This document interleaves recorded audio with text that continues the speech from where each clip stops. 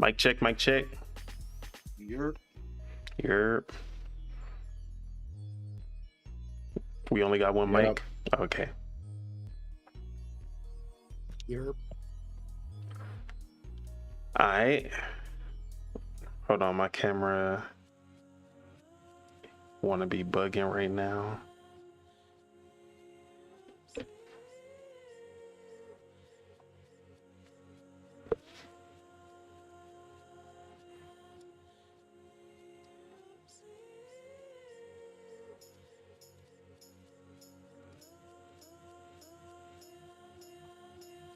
There we go, there we go. Alright. What it do, what it don't, what it is, and what it ain't. It's your boy, Don Otaku, aka Don Solo, aka Solo the Don, aka Solo D Swaggy, aka the Game Pass champ, and this is Project Untitled Gaming Podcast, working title still in 2025, episode 46, I think. Yes, 46. And of course, I am here with my day ones, still my day ones in 2025. No drama in the camp, if y'all know them. No, I'm just playing. He manifested. Shout out to Weapon Wheel. I hope everything works out with them. One of my favorite podcasts. And then what up, Sith Lord? He says hello and happy New Year. Oh, shout out to Sith Lord. Leaving the first comments for 2025. So fuck Star Lord. Oh yeah, Star Lord. Yeah, we do not fuck with Star Lord. I was playing Marvel Rivals yesterday, and yeah, Star Lord. They gotta do something about him. But yeah, of course I'm here with my day ones, my kinfolk. But before I go ahead and introduce them, let me go ahead and let's see what topics we got going on today. Game Pass already looking strong in 2025 right off the bat. We got Nintendo Switch 2 rumor roundup, and we also got some 2025 predictions, speculation, wants, needs, everything that we are looking forward to and everything that we believe is going to happen in 2025. And lastly, we got a special game that we're gonna be playing throughout the year that we're gonna talk about right after the introduction. So, but let me go ahead and introduce my kinfolk first and foremost. We have Year-Round Chukwu, aka Chuck, aka Hater of the Year 2024. Let's what go. It do? What go down? And instead of what we've been playing, I'm gonna go ahead and ask what were your favorite games of 2024, or even your favorite moments of 2024? Okay, so it's kind of like a reiteration of the last episode. The last episode. But the year started out well with, even though I never played it, Helldivers, because it was a good look for PC and it set the stage for 2024. So I'm conflicted. So shame on them for being a Destiny clone. Wow. Good for them for setting the good blasphemy already, dude. We only been here 3 minutes, bro. Good for them for setting the tone for 2024. All right, so I'll do this. This is the games that I actually played, because 2024 was a weird gaming year for me. So I'll give a shout out to Frostpunk. I'll give a shout out to the new Activision Call of Duty Xbox. Shout out to Call of Duty. And I'll give a shout out to, what else came out that I played? I guess it came out 2024, so it counts. I'll give a shout out to Marble Rivals also. Shout out to Marble Rivals. So those are the games that I played. The games that I didn't play that I wish I played. Shout out to Astrobot. Shout out to Astrobot. I'll shout out Wukong. Shout out to Wukong because Wukong held it down for 2024. Shout out to Liar's Bar. I'm gonna play that. I'm actually gonna play that this year. Shout out to Liar's Bar. That looks fun. And is there anybody else I'm missing? I don't want to miss anyone. Let me see. Last but not least.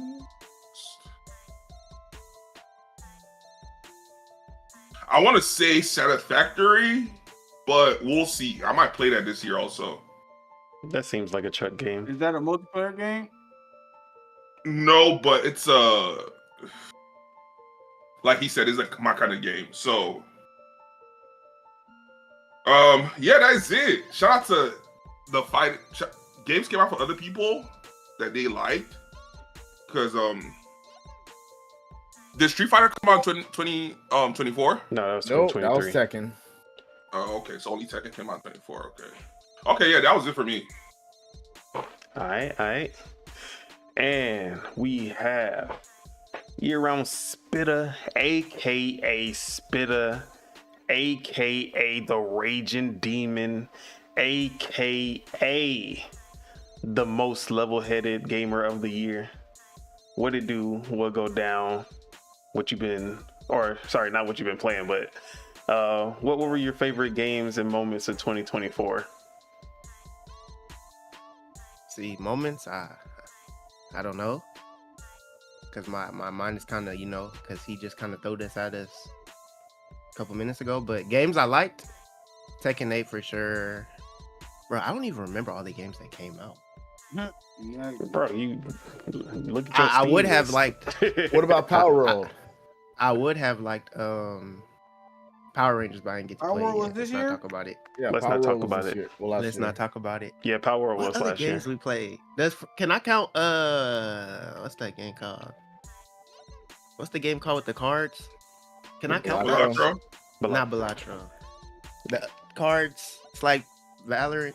Oh, Fragpunk. Oh, Yeah. Fragpunk. Fragpunk. Well, I'm we about to can- say we can count Fragpunk. Okay, Fragpunk. March 6th. Can't come Was it soon this enough. year? No, they didn't. Did they? Was the finals this year? The finals Did they was release last year, yeah. Did they release Akuma this year? Yes, Akuma was this year. Yeah. So Akuma, Akuma for Street Fighter, that was fun. Other characters from Street Fighter 2. The DLC, pretty much the DLC for Street Fighter is I ain't good. gonna lie. Bro, last they've been year on was a- Twitter last year was crying a about blur, Street bro. Fighter. Yeah, Crying. I that don't hoe know is what's dry wrong right with now. It's dry right now. That's why. Mhm. Yeah. These niggas on Twitter talking about, man, I want to go back to Street Fighter 5. Everybody calling them fucking idiot. Like, bro, it's looking bad on Twitter right now. Like honestly, I don't really recall every game I played. No but Marvel the last vs. game, Capcom collection. oh yeah, Marvel no vs. Capcom Marvel collection. Even though I Rivals. played it, can I get to the end? I wasn't done. That was gonna be the last game. Blah, blah, blah. What else? Say some more. Star. Let me see what else you played.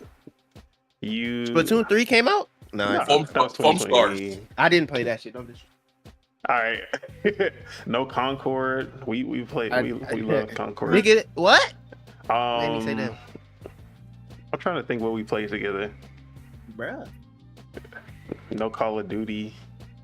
Call of Duty was fun until Call of Duty Became Call of Duty. became Call of Duty. Yeah, Call of Duty is fun. Call for of Duty 3 sucks, weeks. bruh. It's not, and it's not the game's ass, I fault. ain't gonna It's lie. it's not the the game's people. fault. It's it's everything the out game. of the game. No, it's not. No, It's it's the everything game. out of the game. Because nobody's complaining about the game. Everybody's complaining about the cheating, the game not working, it's- and stuff like. That's So the it's like- game. No, that's out of the Am game. I That's out of connection touch? and No. that's connection. It's the and shit. people that's out of touch. But Call of Duty was good for the when it was working, because it's always good when it's working. And then they do what they do. But yeah, obviously the game I ain't gonna lie, I'm really addicted to this game. Marvel Rivals, man, I'm addicted. Like, I'm saying that shit. I'm addicted to that game, bro. I still need to hop on with y'all. I ain't gonna Yeah. lie. And I know I'm literally- addicted because now I'm on my rage stage of the game now. Hey, why don't y'all just do a fucking But that collab stream? fun. Marvel we'll do the podcast. What's the name? The Project Untitled Gaming Podcast, Marvel Rivals, team up or something. Well, yeah. Oh, let me get this comment. We got True King Gaming. I think this is his first comment. So shout out to True King Gaming. He said, "This is what you like, Don? Pictured you different." He said, "I thought better of you." That's crazy. But nah. Wait, what game are you talking about? Because I got Fortnite Ballistic on the screen right now. Oh, okay. And then he Whoever said, that that's was, what you look like, Don. Some reason I pictured you different. Damn, like this is crazy. No, Boy, I just realized why you got the player haters behind you. Is that supposed to be because us? it's the player haters ball all year round. We got the player haters ball going. You need to change somebody's face and put Chuck on it, Bruh, honestly. All three of them. oh, okay. So, I'm I'm one of these episodes, I'm gonna join you face cam also. I was thinking Finally, somebody else gonna get on camera. But dude, you should have been said something. I did that at the beginning of the channel. The thing is, I was thinking about it. I'll do that sometimes. You'll have to figure out you, sir. I'm gonna have to figure out the layout. For Yeah, I already know that the layout. I gotta re-lay out everything if we're gonna do that. Exactly. But so, yeah, I'm gonna join you. but yeah, I love Fortnite as my live service game, but you know, I mostly play single player and stuff like that. Oh yeah, bro. He's the Ella. I just hear Randolph Thor talk trash to this guy. Yeah, me and Rand be beefing all the time. But shout out to Rand. Shout out to the Xbox 2. I'm always up in there talking my Nintendo word to the crowd. But yeah, is that why your nickname Mr. Nintendo? Yeah, exactly. Deaf to Nintendo. He be talking to Nintendo gospel. Yeah, I be preaching the Nintendo gospel because like I be trying to get Rand and Jez to just drop that Xbox 2 because the Xbox they about to go out of business anyway. Yeah, they're not going out of business, but you know Xbox not going to exist no more. It's gonna be Microsoft Gaming, so I'm trying to get them to become Nintendos. You know what I mean? Instead of the Xbox 2, Nintendos. So. You know, I'm trying to level them up to their career. You hooked the Nintendo Switch 2 to the new Xbox console? That's what you saying? But yeah, shout out to True King Gaming for sure. Just so you know, everything you just said almost made me throw up. Like literally. It's throw up of excitement. It's excitement. That's the start of your exorcism. That's all I'm gonna say.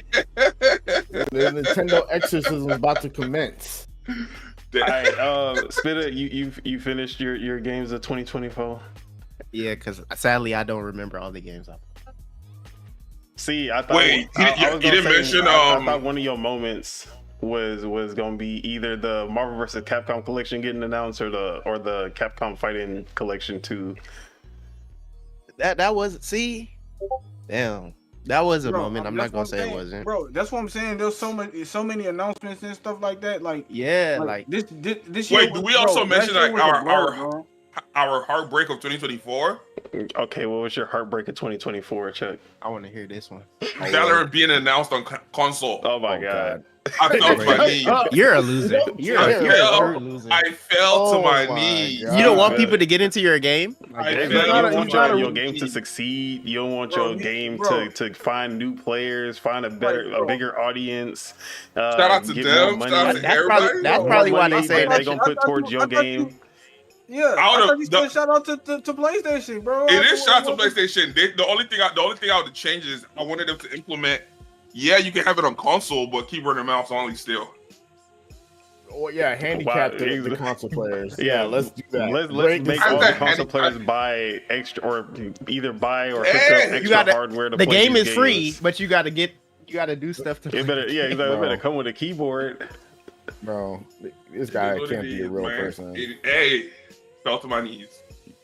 But shout out to the console players. Shout out to the little bros. That's a little bro. And if that's your low light of 2024, then look. That means I had a good year, man. A good year, yeah. That's what I'm saying. It couldn't be that bad of a year.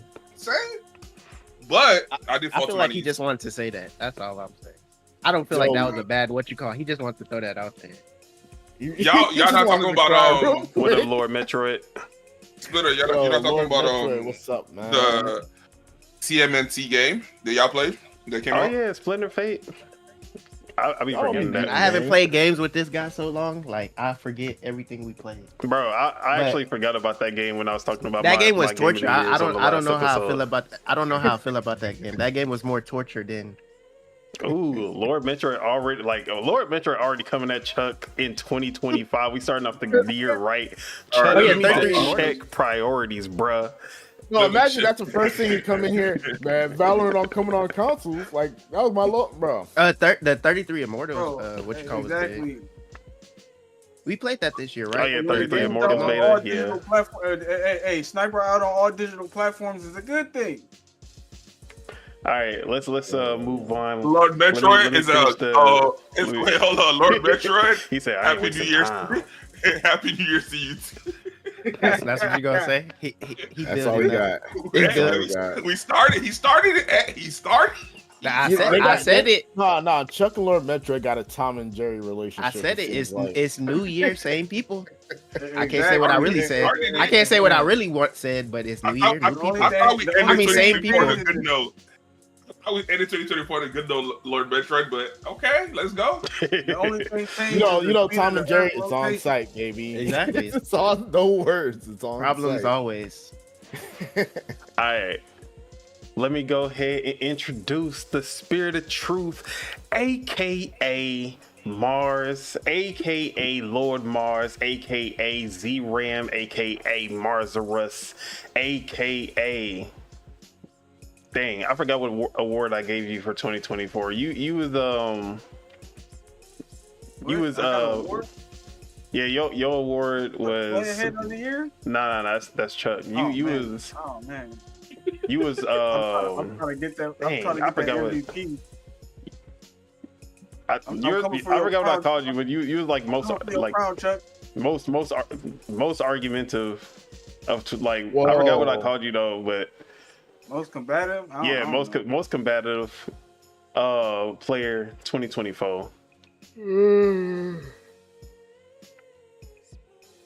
But yeah, what was your games in 2024?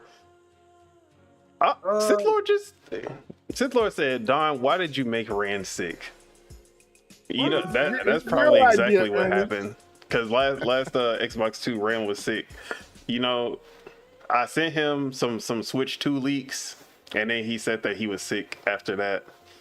So I just told you what you said made me almost throw up. It's you. Hey, look, yeah, like, it's you. Problem. That's crazy. Yes, exorcism. You're the problem. Problems always. But Mars, what was your games and moments of 2024? Yeah, my games, obviously, Helldivers. I played a whole bunch of Helldivers, not gonna lie. Helldivers, obviously, COD, you feel me? Warhammer was lit. I fuck with Warhammer. Space Marines. Marines. Wait, you play Dragon's Dogma? I need to pick that. I played it. I need to pick it back up. You didn't upgrade your computer yet when you was playing. I did. I got my CPU in. You did like a month ago. No, I'm talking about like when he was playing Dragon's Dogma 2. Yeah. But Warhammer, you feel me, was lit. You feel me? I need to pick it back up. But I've been on Starfield for the past couple of days and shit like that. I picked Starfield back up. But moments, I'd have to say, when they dropped the Fighter Collection, I was like, oh shoot. Let me you feel me? Not cuss, you feel me? Let me try to stop cussing, you feel me? I was like, oh snap, oh shoot. Golly G Willikers, you feel me? I can't stand this guy. He said G Willikers, that's good.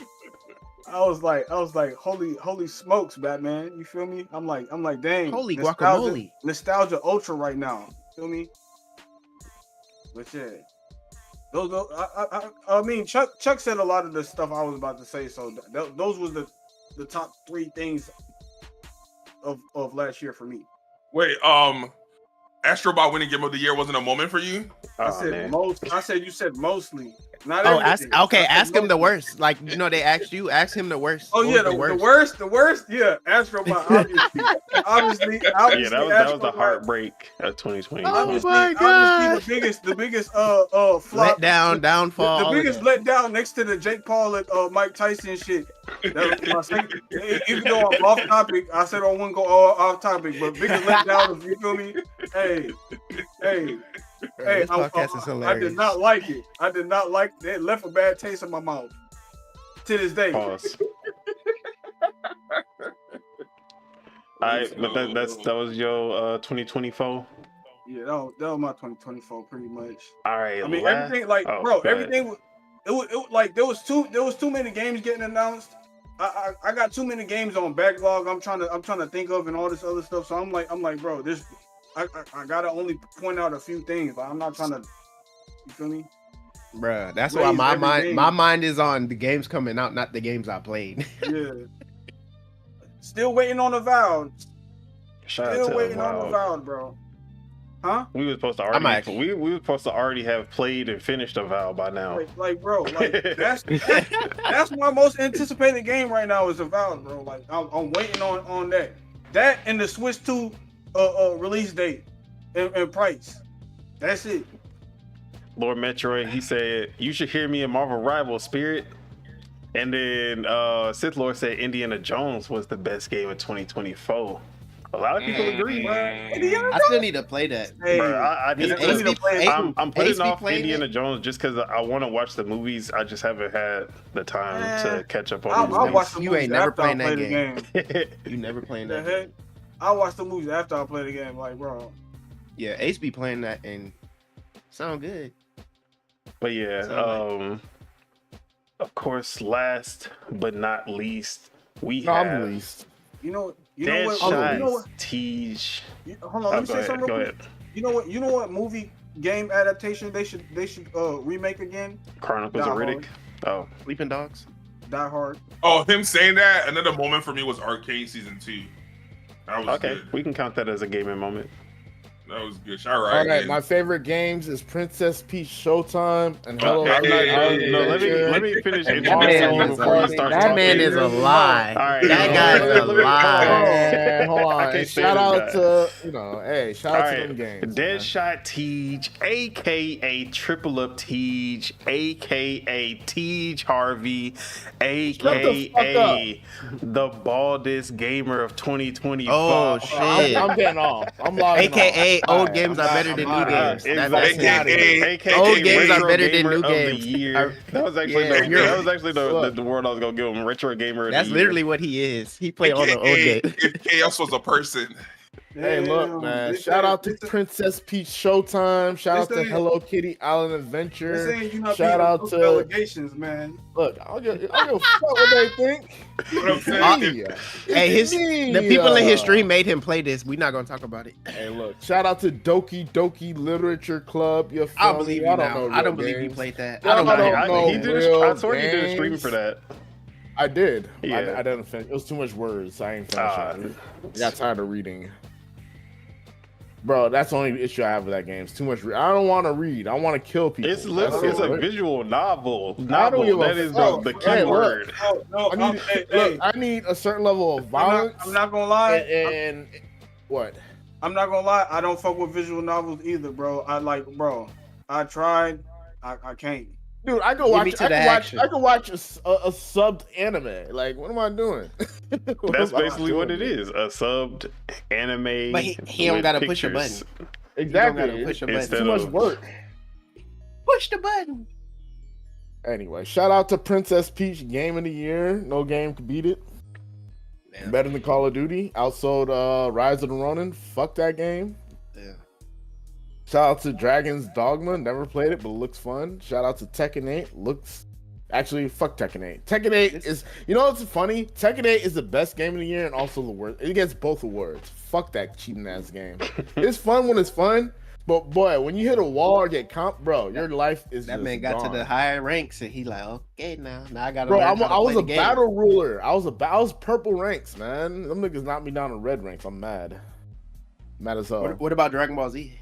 Oh, all right. All right, Look. don't get him started on this game. No. That's also up there, bro. Game dev, stop putting out broken games that don't work, bro. That's my issue with 2024. There's a lot of good games that people just forget about because it came out broke, like Sparking Zero and shit. Sparking Zero is fun now that it works, but damn, don't you know the saying? If it's broke, don't fix it. Look, man, that's why companies be going down. Shout out to Foam Star. Should have got Game of the Year. You did not play that game. You sick of it. It was on PlayStation 5 to play it. No, it was on PSN. We played it. I got it. I had it. It was not on PS4. Wait, was Foam Stars on PS4? Yeah, it was on PS4, dude. They dropped on PS4. Yeah, it was on PlayStation Plus for like a month. Yeah, I got it. I played it. Yeah, that's how I was gonna spend money on it, but I got it. Said, shout out Foam Stars. That's crazy. Shout out Foam Stars. Let's end this fake tirade. I agree with you, man. Right. It never had a chance. Yeah, you wasn't even gonna give it a chance. That's the real. It really never had a chance. It did. Wait, how it didn't have a chance when they gave it a chance? Foam Stars had a chance. Oh, you talking about Concord? Concord had a chance. Foam Stars had a chance. Bro, what? Who said they didn't have a chance? They had a chance. Exactly. That was their chance. What are we talking about? You're trying to say they didn't have a chance. The game came out and it was ass. Period. Bring back what's that battle royale game that they took away, bro? Rumbleverse. 1 versus 100. Bring back Rumbleverse, bro. Oh, did you see that they're bringing back the Hi-Fi Rush? Well, yeah, we already had a whole discussion about that. Xbox needs to bring back community games like 1 versus 100. Bro, they were supposed to be bringing that back, but we have not heard anything since 2020. When they was that the game where you had to ask questions and stuff? It was the trivia game, and it was like a battle royale trivia game. That shit was live. Nah, they need to bring that shit was live, bro. They just need to bring back all that 360 bro, stuff. Neo Game Spark always brings up 1 versus 100. Like that was because that's a timing game. Nothing you had to be there. That was a you had to be there moment. We literally played that game after we got off like the big games just to like chill, and we had like people in there just we were just doing crazy stuff. Like, oh man, I miss those days. But you had to be there. Sith Lord said Concord best PlayStation game. Whoa, he got a gun somewhere to his head. Let him cook. Lord Metro said Splatoon 3 exists. Foam Stars never had a chance. Exactly. That's literally the why. And I'm not even gonna say that because a Splatoon clone could work. I'm pretty sure a Splatoon clone could be popular. Foam Stars just never looked appealing from the jump. Soap and surfboards, that is not. They should just drop the game multi-con. Like, bro, you failed twice. Like, bro, if you would just put this out on all digital platforms, it probably would. Yeah, and then making it exclusive. On top of that, you was not helping yourself. Like, you hear people are begging you to put Helldivers 2 on Xbox, bro. Like, bro, what is wrong with you? Like, you can't make a decent game and then it just be on one. It's a free console. Like, y'all ended up making it free.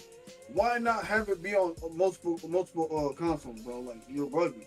Yeah, the most important thing is that the Splatoon community is only on Nintendo. Why are you going to exclude the Splatoon community? Yeah, by going away from the console that's the only, like, if you're going to do a clone, they should have put that on the Switch. Like Rivals of Aether is on the Switch because Rivals of Aether knows that's where all the Smash players are. Yeah, they kind of dumb for that. You right. They should have put Foam Stars on Switch, at least Switch and PlayStation. That would have been. They probably would have got more traction. I'm not gonna say it would have done good, but yeah, you definitely right.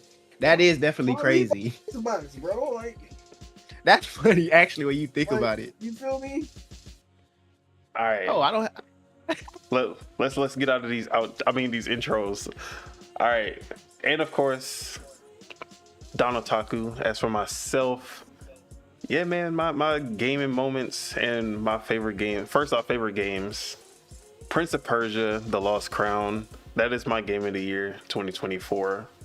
He's lying, y'all. His game of the year, 2024 is Fortnite. We're looking at it right now. I mean, Fortnite is up we there. can add not wrong. Fortnite Ballistic. That was added in 2024. No. Fortnite better than Valorant. No, just Hey, Roblox is better than Call of Duty. Changed my mind. You can definitely make a Roblox game better than Call of Duty. I'm pretty sure they've done it already. Change my mind. That They Battle do. Bit, Roblox got a multiple Remastered. games. Exactly, It's not just Battle one Bit game, Remastered so, is better than Battlefield, and that was made in Roblox initially.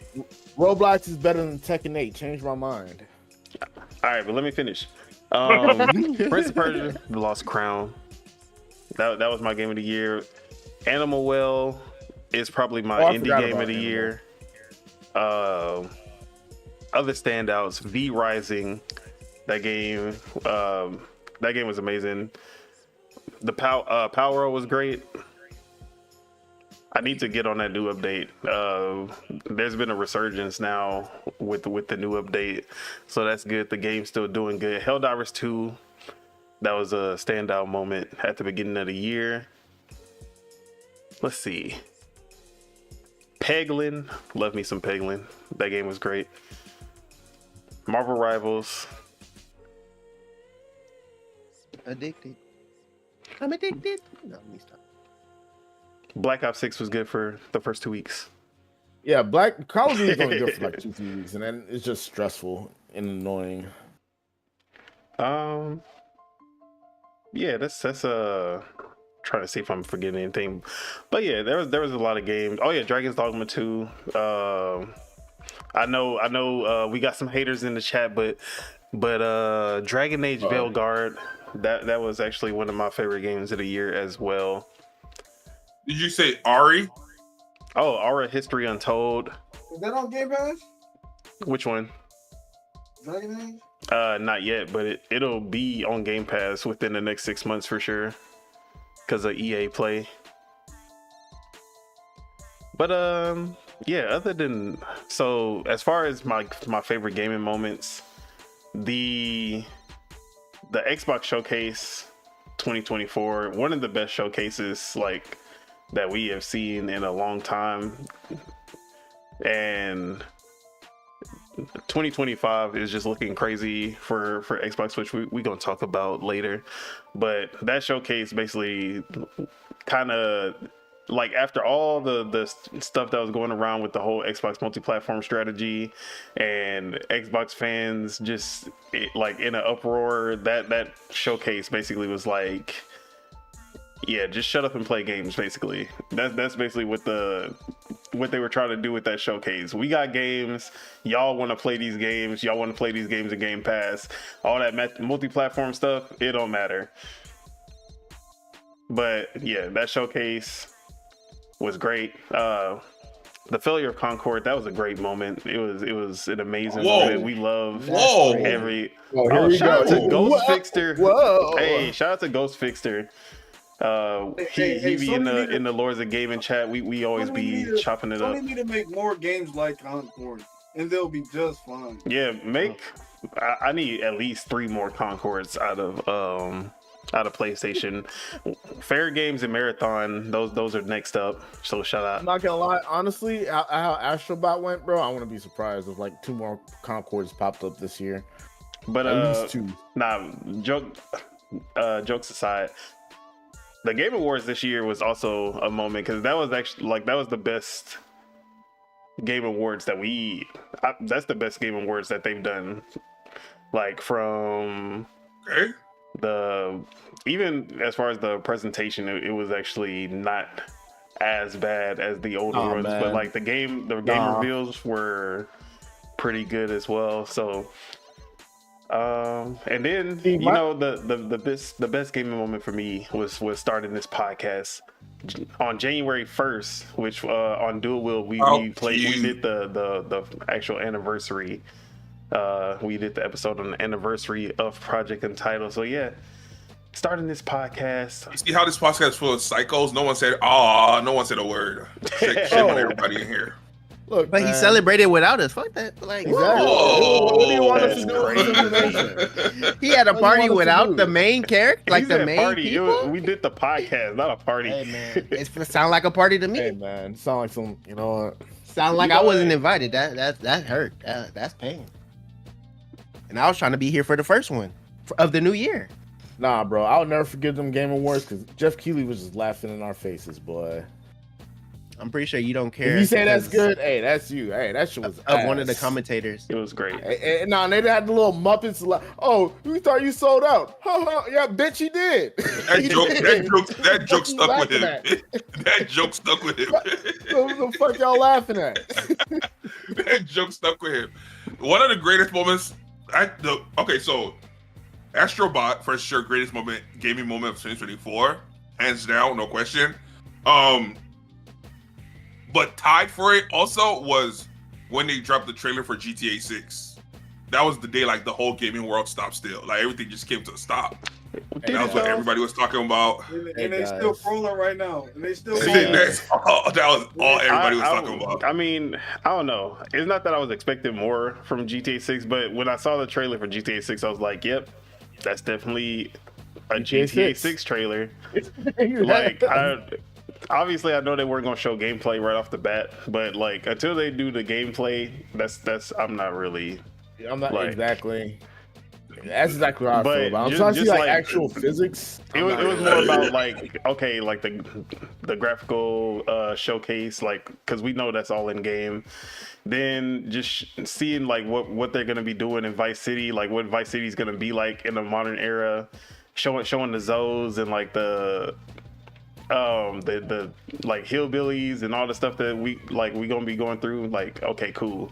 Showing alligators. Hey, but my thing is, look, the anticipation is high, but I hate for it to be like one of those things where everybody's hyped for Grand Theft Auto and then they realize it's not what they wanted per se, and then everybody gets like, I'm pretty sure it's gonna be pretty much what's gonna happen. There's gonna be people that's gonna be negative because that's where we at right now. Yeah, and people gonna try to like downplay Grand Theft Auto and stuff like that. It's just for interactions. It's not. I can't wait for the videos. Why Grand Theft Auto is not as big as it used to be? As it used to be, like, bruh. I'm not saying that. I'm just saying Grand Theft Auto doesn't matter in 2025. Hey, that's propaganda.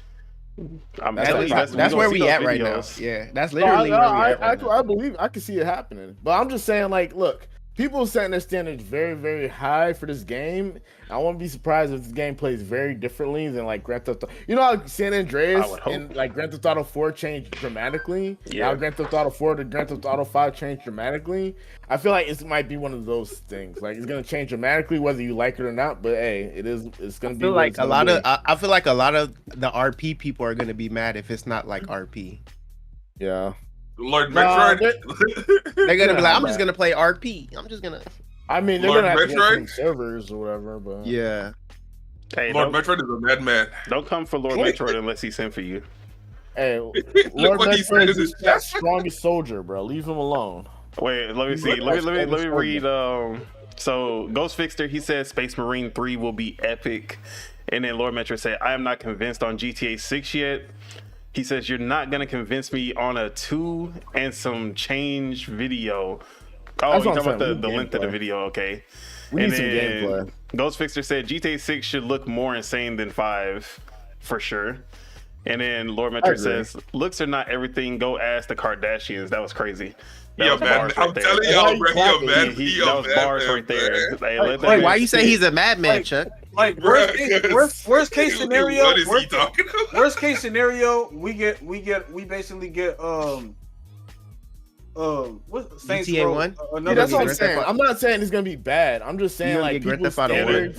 I don't see a world where GTA 6 is bad or any any Rockstar game. I don't see it happening. But worst case scenario, hey, that would be crazy though. That low key would be the first GTA game that's like, bro. That would be GTA hitting Redfall numbers on like that would be crazy. That'd be world like. I know it wouldn't happen, but I feel like the world will shift. No, the game industry might collapse. The gaming industry would shit. That actually could cause a collapse. And it would be sad. It would be sad too. Like that would be sad. What's it called? Blame Take-Two. I actually missed a comment from Lord Metro. He said most games look good. I need gameplay in the story/writing. He says Rockstar games have that heavy controls to them.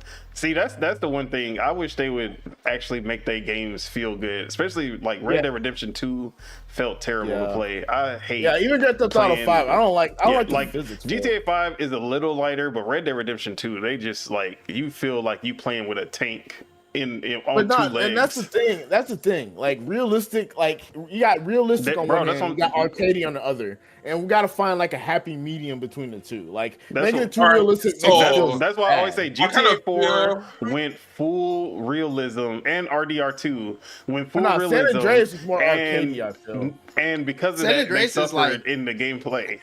Yeah, I feel sorry. Ain't San Andreas like half and half?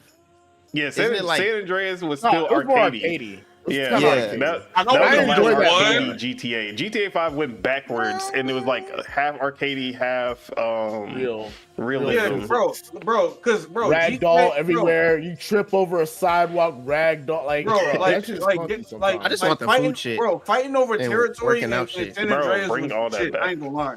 Like that's what I want in GTA. Like you RPG eat stuff, elements, you get swole. Like you work out, you get swole, you get fat. Like that's live. Yeah, the RPG, the getting swole RPG, and then the fighting over territory. Oh no, they gotta keep that. Like bring the fighting over the territory shit. Bro, GTA San Andreas still has all the best features of any GTA, and they just do not reuse them. Use them, yeah. No, I feel you on that.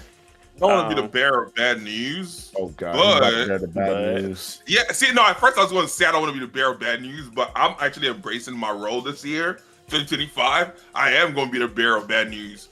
Okay. GTA acquired 5M. RP was very big, so GTA 6 is most likely going to be following that same line of realism because they've noticed. If the RP, so that doesn't mean it feels good for the players. No. Man. The thing is, it's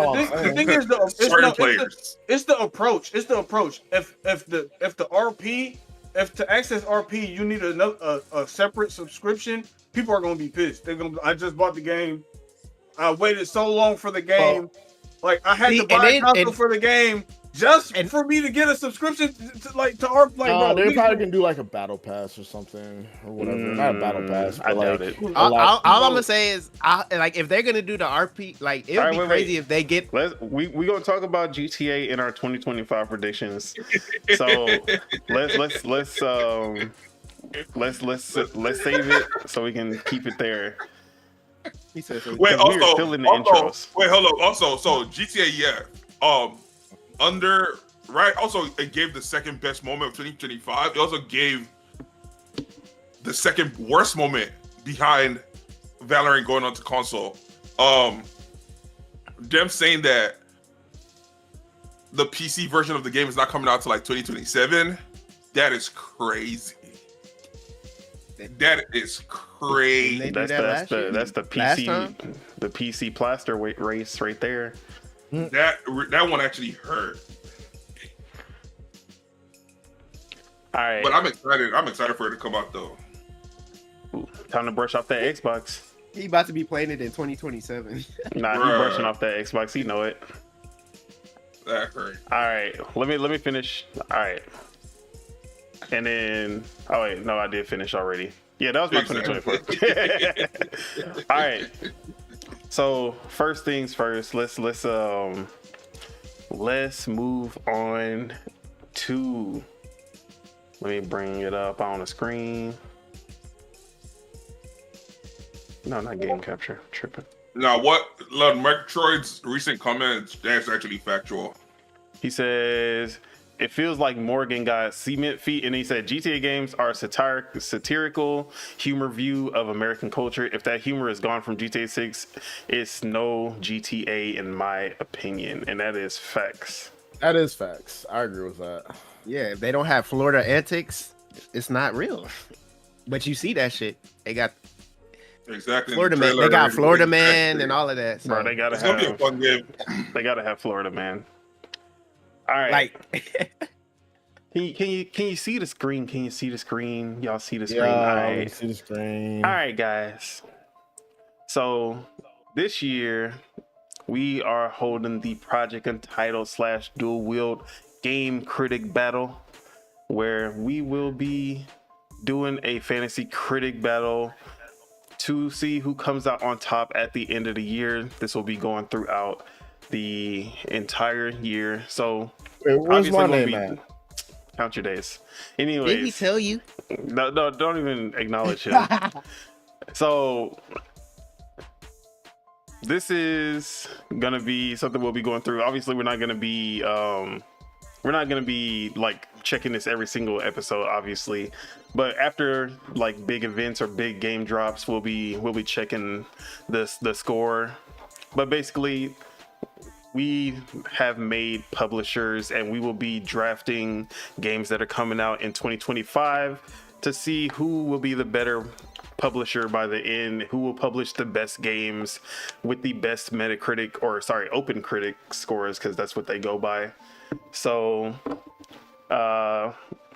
just to do a quick explanation, since everyone is here now. All right, so first things first, we will be doing the draft. I don't think we'll be doing it on camera, but we're going to be doing the draft order, and then we will be drafting initially 8 games. And that's going to be from this watch list here, where you'll see we have like Monster Hunter Wilds, GTA 6, Ghost of Yotei, basically all of the big games that have already been announced in 2025. And we'll be picking from these to basically build our initial 8. Then after that, we'll be picking up games periodically throughout the year to basically fill out our 24 games. So to do that, we have a budget. Oh wait, I went to the wrong one. Let's see, where is it at?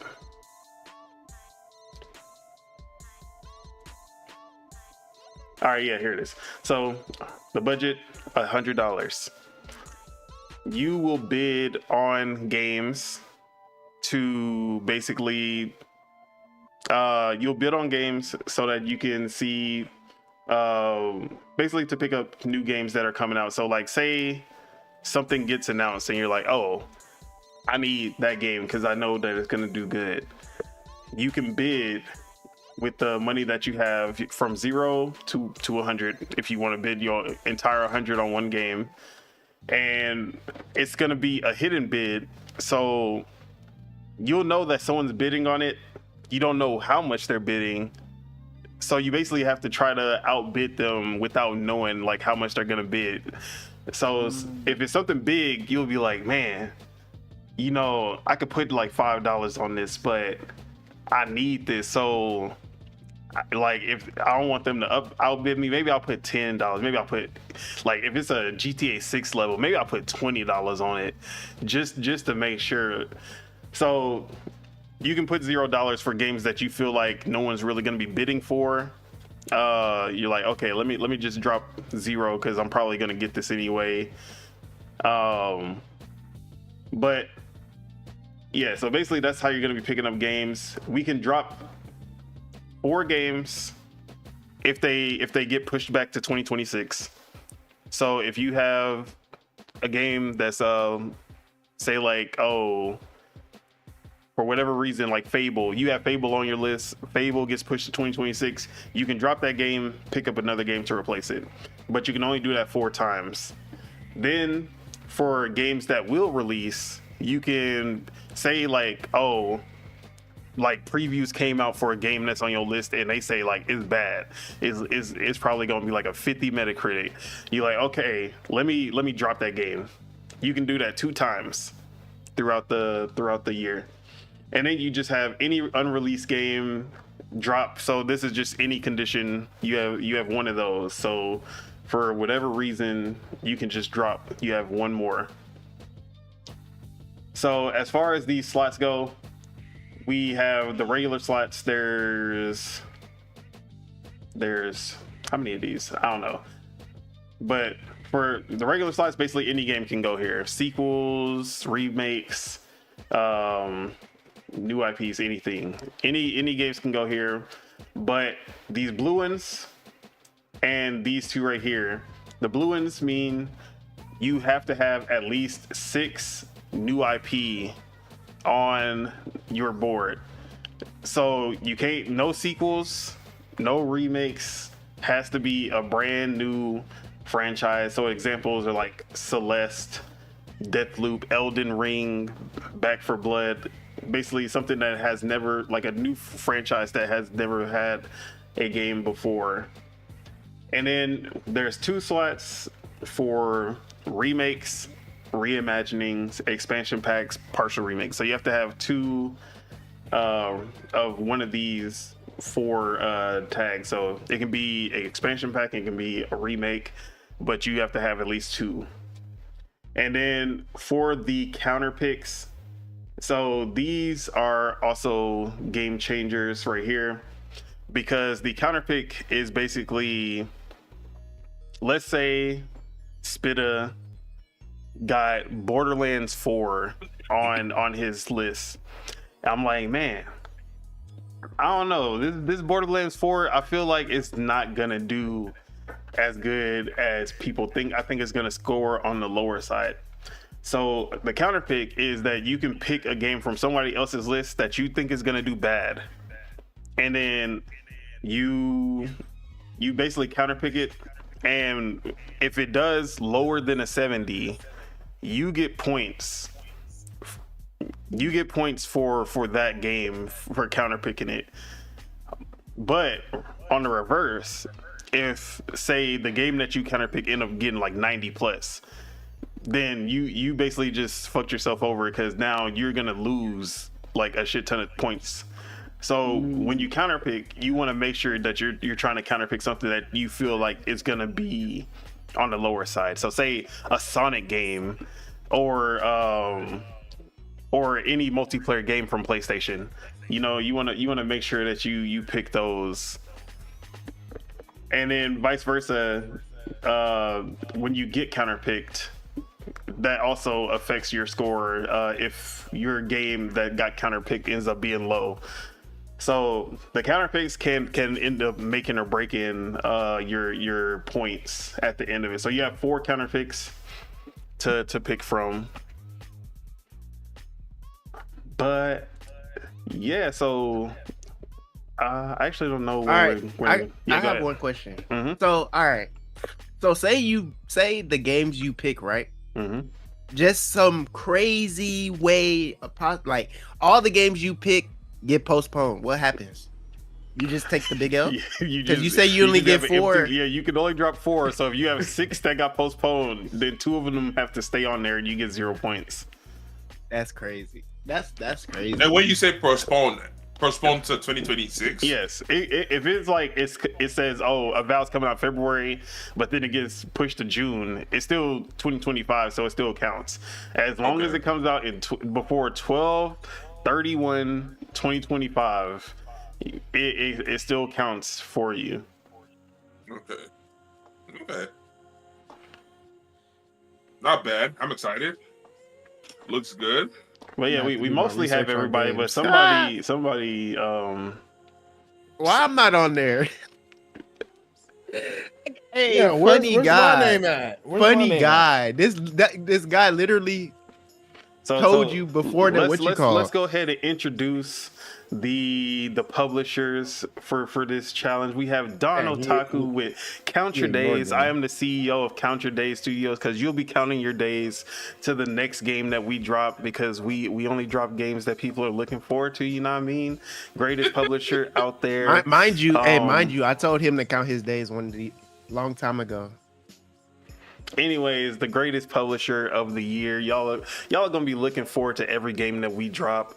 We gonna have our little. We gonna be announcing our games soon. We're gonna have a little showcase to show off what we got going on. But you know what I mean. We at the top. We don't take twos. We the EAs of this. You already know what it is. Yeah, right. You're gonna be counting your days waiting for them to drop a game. Then we got Avatar Subeg, Sebagos. That's my co-host on Dual Wield. And Clipper Nation, funded by Steve Ballmer. You know what I mean? So, we know the Clippers never won no championships, but we're not going to talk about that. Then, year-round Chukwu. You wanna talk about your publisher? When you say his name. Exactly right. You want to talk about your publisher? His number one contender. He said, "All right, here, Blair. We put in there work." Hater. So yeah. All right, so yeah, go ahead. This is Yerao Chukwu, and the publishing company is Tears of Tear.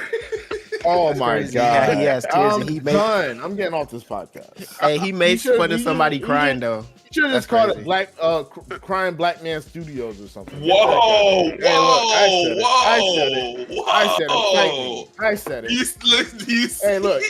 Hey, might as well. Hey, look. This is a black-owned company. Like, calm down. This is Tears of The Kenzora. only reason is there is because a black man cried. So you might as well just name it that. What do That's all you I'm saying. mean? I just the moment was so captivating. It was so dear to the CEO's heart. It was so dear to, you feel me? Like it's what the gaming industry is about. Last year a big thing in the cycle was the DEIs.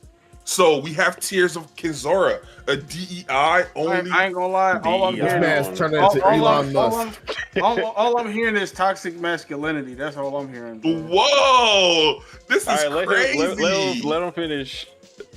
So Y'all don't see the vision. Tears of Kenzora, DEI only. We're bringing the games that we're asked for, but we're never created. So you know what I'm saying? Like we're here to shake up the market. We're bringing like a new energy into the game space, and we're gonna be number one. You know, we're closely tied to Sony. Shout out to Sony, and we're also closely tied to Xbox. Shout out to Xbox. So what games are you dropping on Nintendo? Who? Are you not publishing games on Nintendo, the biggest platform? Come again? Yeah. See, the thing Nintendo, is the biggest console platform. You're not gonna drop your games. That's what I'm trying to see. We're not money hungry. You know, we're for the cause. Oh, so you doing it just for the love of the game? It's tears of kids. We don't sell out. You know, like we're passionate. We're passionate about what we do out here. To the fact that it brings tears. Our games are going to be so good. You're going to be having tears of kids. Yeah, I'm not crying over your games because then somebody will laugh at me. It's pure cinema. We ain't crying over here. Hopefully he cries if he wins. I would love to see that. You guys don't get it, but you guys are going to see. I understand. I just don't know what anime or where that's from. I'm not. Right. You know, that's my thing. Let's move on to our next CEO. Year-round Spitter. Go ahead and introduce your publisher. What you got going on in 2025? You know, I don't know what's going on. Respectfully, I'm gonna be real with you. I don't know what's happening. We just gonna pick games. That's what I'm saying. We're gonna hope for the best. What's your publisher name? My publisher name is In My Glow. You know, so creative. Yes, so creative. Always stay in your glow. You know, always gotta glow up. That's what you expect from them guys. Yes. So creative. And I was here because I didn't want to be fined. Look. All right. Then we got Big Z Ram, which is Lord Mars, CEO of Spirit of Truth. You know what Spirit of Truth got going on in 2025? What can we expect? You can expect a lot of everything. You feel me? I know y'all gonna be trying to snatch these games from up underneath me because I pretty much play games. You feel me? We publish games that everybody like from all different consoles. You feel me? Hey, you can just on all platforms. Hey, and you can just put my name underneath his name. Just sign it. No. Do it yourself. It's not that long. It's not that hard. It is not that hard. You have a PC. I don't know what's happening. I'm gonna turn into the Everest guy. You're sitting there in your chair. TV. You're not doing You ain't doing nothing. That's what I'm saying. Hey, look, man, I'm doing a lot. Hey, man, we know when you stream, so you got time. I know you do. Hey, we know what you do. Hey, when are we all gonna play? You got time on Twitch. You have time. Hey, wait, bro, whenever you let me know. Whenever you, I'll be on that game. Let me know. All right, and then we have Year-Round Ace, who's not here right now, but Pine Gaming Inc. Wow, so creative. Wow. Shout out to the trees, man. Wait, okay, hold on. Why everybody else's thing? Why are you saying wow, so creative? Why are you saying that? Because Tears of Tears of Kazera. Is that creative, or did you take that from an anime? It's a triple entendre. Like It's a triple entendre. But answer my question: is that an anime? Is that an anime? No. See, that's what I'm saying. You're not a real gamer if you don't know Tears of Kazera. Like, hello? You played this game too. It was captivating to the CEOs. It was impactful. So you didn't play it. All right, say that. It was an impactful moment. Real quick. I gotta be. All right. But and what's gonna be yours? Because TJ, you better make one. No, I'm signing my name underneath Truth Gaming. You know it. More games for us. Fuck them. Look, hey, this is a group project. I'm putting 1%. You doing the other 99%. Exactly. The 1% you doing is signing your name, and signing your name is making an account. And what you call it? That's it. Everything else is gonna happen. What it is. Everything else is gonna happen. I told y'all if Chaos was a person, right? Exactly. Autofill. Chaos without the control. That's Tej. He's not even playing the game. Hey, look. All right, but that is what we'll be playing throughout the year. So just wanted to set that up so that y'all know what we got going on, and we'll be checking in on it. Next week we'll have the actual draft, the initial 8 drafted. So yeah, man, look forward to it. I will be the winner at the end. That's copium. All right. This is not Mario Party. I'm gonna pray for the best. Who's gonna be the superstar? So let's get into our first real topic. And that's wild. Shout out to Game Pass. We already started off in 2025 with shout out to Game Pass, because Game Pass is it's the lifeblood of the gaming industry. We love Game Pass here. Without Game Pass, where would gaming be? Honestly, nobody knows. Hey, shout out Game Pass. About to Game be Yakuza. But hold on, did I just say Clobril? I always fuck up his name. Clobril has already put together a list of some of the big games that have already been announced in 2025, and it's already looking stacked. But before that, I actually want to just look. I want to show like what we actually got in 2024, because someone actually did a little introspective of Game Pass for 2024, and it was a very interesting year. So we had 144 games added. That's 2 more than 2023. Standouts include Hell Let Loose, Power World, Resident Evil 2 Remake, Persona 3 Reload, which was day 1. They had Played Up, Tales of Arise, Indivisible, Maneater, what's it called? Warhammer Bolt Gun, Control, 2K24, NBA, MLB The Show, Day 1, No More Heroes 3, Lightyear Frontier, Diablo 4 had finally came to Game Pass in 2024. The Quarry, Evil West, Ark Survival Ascended, the Tomb Raider trilogy got added, Jedi Survivor, Orcs Must Die 3, Hellblade, Senua's Saga 2, that was the big first party in the first half. Moving Out 2, Lords of the Fallen, Octopath Traveler 1 and 2, Humanity, My Time at Sandrock, Callisto Protocol, SteamWorld Dig 1 and 2. Then we had I can't remember the name of the publisher or the developer.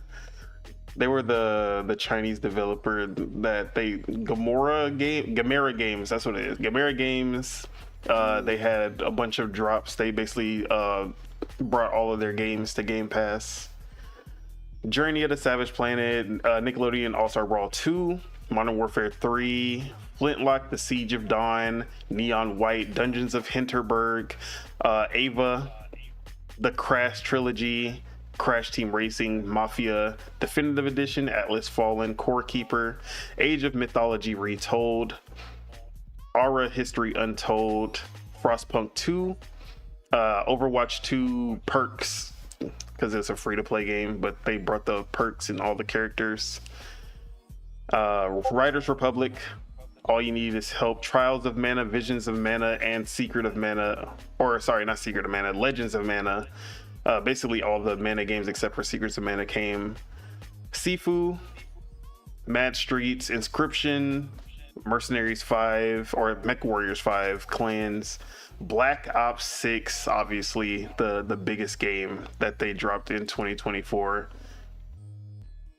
StarCraft 2, Goat Simulator Remastered, Goat Simulator 3, Spyro Trilogy, Flight Sim 2024, Stalker 2, also a really big one, Genshin Impact, Aliens Dark Descent, Overthrown, Indiana Jones, For the King 2, and Hunt the Showdown were the ones that kind of ended the year. So how did y'all feel about or actually let me just finish these stats and I'll ask. So 144 games were added.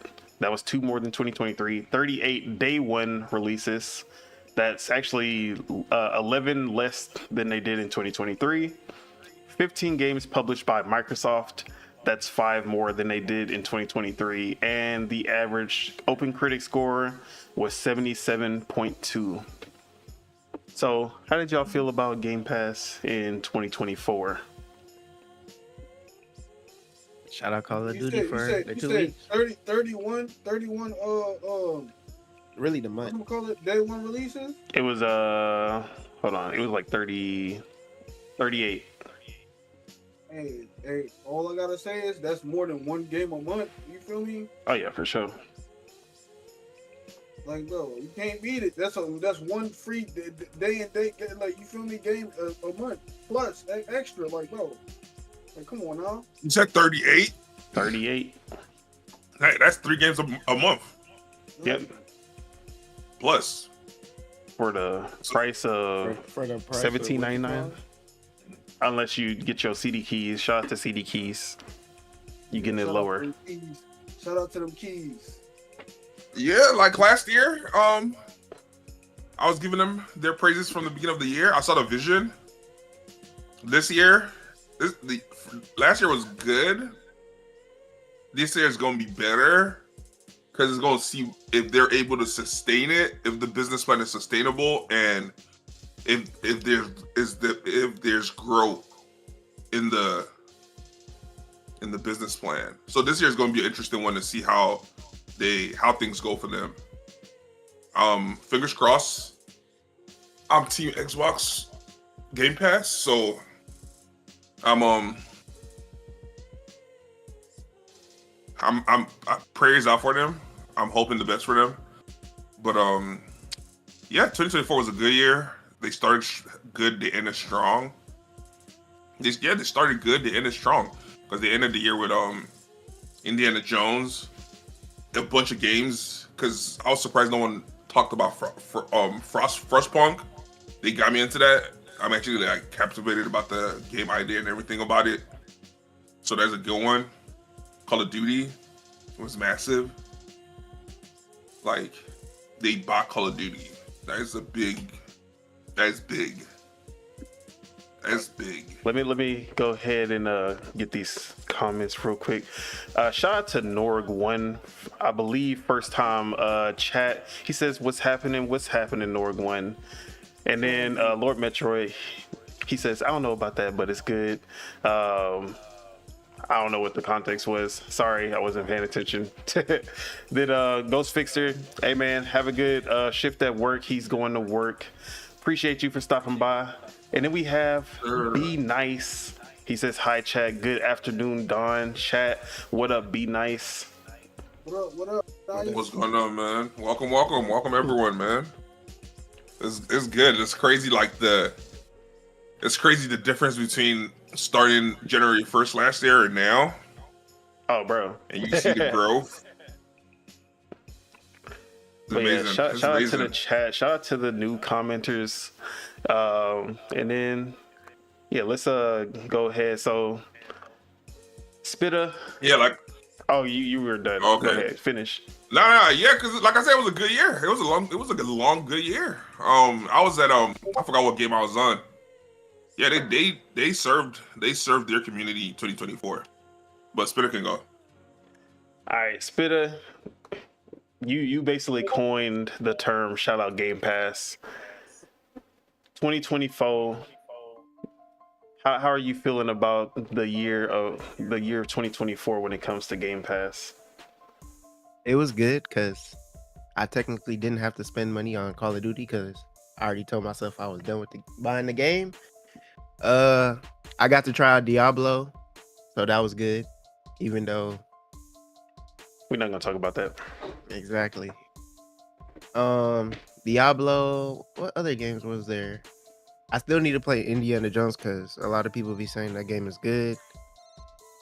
Oh, I forgot. Secret Level was a cool moment. You feel me? I don't know. Oh, yeah. Power World.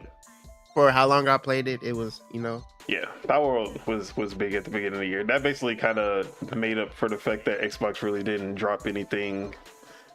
But that was a fun experience. Yeah. I don't even remember other games though. I'm not gonna lie, even though you said them. But yeah, shout out Game Pass for sure. Because I know I tried a lot of games. All right, Mars. How do you feel about Game Pass in 2024? Man, they like I said, they doing their thing. Hey, the value is there for the price. You feel me? Hey, you get new games, you get some old games, you get catalogs, you get that great Xbox feel with that great Xbox feel. You feel me? Hey, I don't know what I am. All right. You I'm get just the saying Xbox right feel with the great Xbox feel. I don't even know what that means, but it's provocative. It gets the people going. You feel me? Hey. That's funny. And then Deadshot Tej, who was a late bloomer to Game Pass. How you feeling about Game Pass? And he is not here. Anyways, as for myself though, on paper, Game Pass 2024 actually. It was like obviously having Call of Duty there, Power World, that was a big one. Like when it comes to the big hitters, I feel like this year had the biggest hitters in Game Pass because Call of Duty, that's a big hitter. Power World was like that. It hit over 2 million concurrent players on Steam, and it was still doing really good on Xbox and Game Pass. That was a phenomenon in 2024, and then ending the year with Indiana Jones, which ended up being a great surprise as well. As far as the big hitters, they actually did a really good job.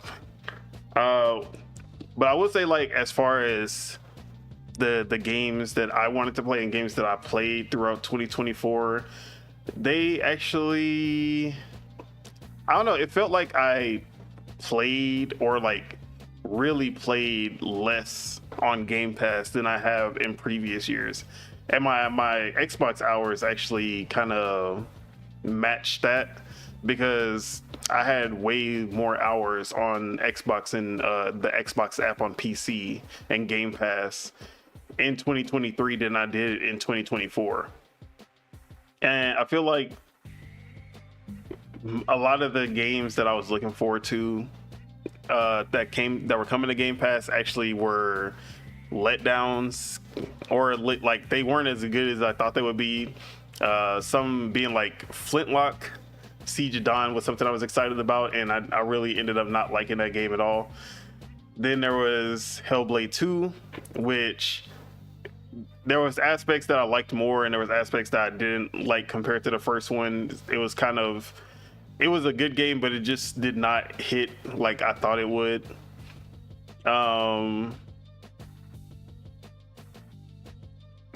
But when it comes to like the games that I feel like, or like Ayuden Chronicles, I think that was also this year. Ayuden Chronicles did not live up to my expectations as well. So it was like, on paper, yeah, the year seemed really good, but from the games that I actually played and the games I liked, it was like, man, I feel like there was a lot more disappointments, and I just did not end up playing a lot of these games. But I don't know. But that's how I felt about it. Let me read these. So, Be Nice. He says, I shouldn't assume that it's a he. There's too many games coming out per month. Like, you feel me? To be playing all, like, you feel me? So. Yeah, but I feel like I feel like there were some months where I just really wasn't playing something on Game Pass. Or I would play it, but not for long. I'll probably play for like an hour or two and did not. But Be Nice. What do you mean? Go ahead. Everyone in here forgot. There was a time, literally, five out of 6 of the people in here were on Baldur's Gate 3. No, Diablo 4. Mm-hmm. 4. Diablo 5. Yeah, whatever. Diablo 4 was that was through Game Pass. I played Diablo 4 in 2023 before it came to Game Pass, so that's why I didn't play as much when it came to Game Pass. No, that's what I'm saying. I get it from your POV, but I'm saying for the grander, because you're saying it didn't fare. That's what I'm saying. It's from your perspective. Yeah. It didn't fare. Okay. Yeah. That's all I'm saying. Because for the majority of people, I feel like it. I like that's what I'm saying. I'm saying for me, like, this ain't saying as I said Game Pass on paper and as a whole. For sure, this was a good year, but like as far as what I played and how much I enjoyed Game Pass, it felt like I didn't get as much out of it as I did last year. Okay, no, I get that. Yeah, because last year, I was just saying Hi-Fi Rush, personal that was a big game. Like Hi-Fi Rush for me was like one of the best games I played that year. Starfield was one of the best games that I played that year. In terms of like, I put those at the top of this generation for me. Was Lies of P? Well, see, since you're putting last year as well. Since you're putting Power World in 2024, Power World, you put in a bunch of hours in Power World too. Don't forget about another crab. I still don't think Power World is as good as a Hi-Fi Rush or a Starfield either. Don't forget about Another Crab's Treasure too. Oh yeah. Have you played Indiana Jones? Not yet. Because what's his name? Ace is just Ace be on that. He making me want to play that game. I'm not gonna lie. Like he's literally like and then that what you call scene was funny when he hit the and the one thing I can say also is because I fell in love with Frostpunk, but there's just a bunch of games on my plate for me to just and that's what it really is because if you're a true gamer, there's a lot of games on everybody. Yeah, 2024 was crazy. What it was is that there was more games outside of Game Pass that I wanted to play than the ones in Game Pass. Whereas in 2023, I felt like there was more games on Game Pass that I picked over other games. Like I felt like there was always something in Game Pass that I wanted to play over anything else. That's how I felt comparatively. But yeah. I get where you're coming from. I get the point you're trying to make. All right, so let me catch up on comments. Be Nice says Thing has a nice Thing has a strong they have a nice strong lineup. Feel they should put in some current familiar games in Game Pass for other gamers who are not in tune with this new lineup coming. Okay, not all gamers know what's going on. Xbox, they should add supporting cast of games to attract other gamers. Games like Elden Ring, Cyberpunk, RoboCop, Virtua Fighter, Space Marines put Game Pass on steroids. And I feel that, honestly, I thought Cyberpunk would be in Game Pass by now. Like, I'm actually surprised that Cyberpunk hasn't been in Game Pass by now. Even like a RoboCop, that seems like something that would be a shoe-in for Game Pass. But yeah, I feel you on that. Space Marines 2, a lot of Warhammer games come to Xbox, so I can see that happening sometime this year as well. And then they also say they should drop a bag and put Snake Eater in Game Pass. That would be dope. I don't know if Konami's gonna take the bag or not. Then Lord Metroid, he says, I'm waiting for that Suikoden 1 and 2 collection. Hell yeah. See, Ayuden Chronicles was supposed to be my Suikoden, but it did not live up to it. So we got to re-rock to the Suikoden 1 and 2 then. And B Nice says need to add familiar games to get non-Xbox followers to come over. They're missing the big picture. Game Pass is a vital part of every move Xbox makes. They need to take care of and keep it hot. They want 3 billion players. Gotta spend money to make money. Facts. Lord Metro says 3 billion players, that's unattainable. B Nice says that came from Phil. He put that out there. Lord Metro said, well, Phil is wrong. That's not going to happen. And I don't think CDPR has any interest in doing that, which is putting their game on Game Pass. All right. That's wild. So, 3 billion is crazy, but see, 3 billion is crazy, and I see why Lord Metroid will have that POV, but once they go into the mobile market, that's what I'm saying. That's what I was gonna say. Does that count? Yeah. No, does that? If when it counts he said like he that, wants 3 billion gamers, he wants the mobile. He wants he basically like 3 billion players will touch something that is related to Xbox, whether it's Call of Duty, whether it's Candy Crush, whether it's like the PC games from Blizzard. He basically means at some point 3 billion players will have touched quote unquote an Xbox, because everything is an Xbox now. And that means even playing an Xbox game on PlayStation or playing an Xbox game on Nintendo. That's what he means when he says 3 billion gamers. So, and I feel like that's obtainable. Yeah, I mean 3 billion is a crazy number, but they already have 500,000 active users right now. So, 1 billion is something that they can definitely hit without. That should be pretty easy. I can see that happening in the next couple of years, that they just say, yeah, we have 1 billion monthly active users. The future is gonna be wild. The possibilities are endless. All Shout right. out Game Pass. Where's Towerborn at? All right, so now let's look at what Xbox Game Pass already is offering in 2025. So this is coming from Clobril.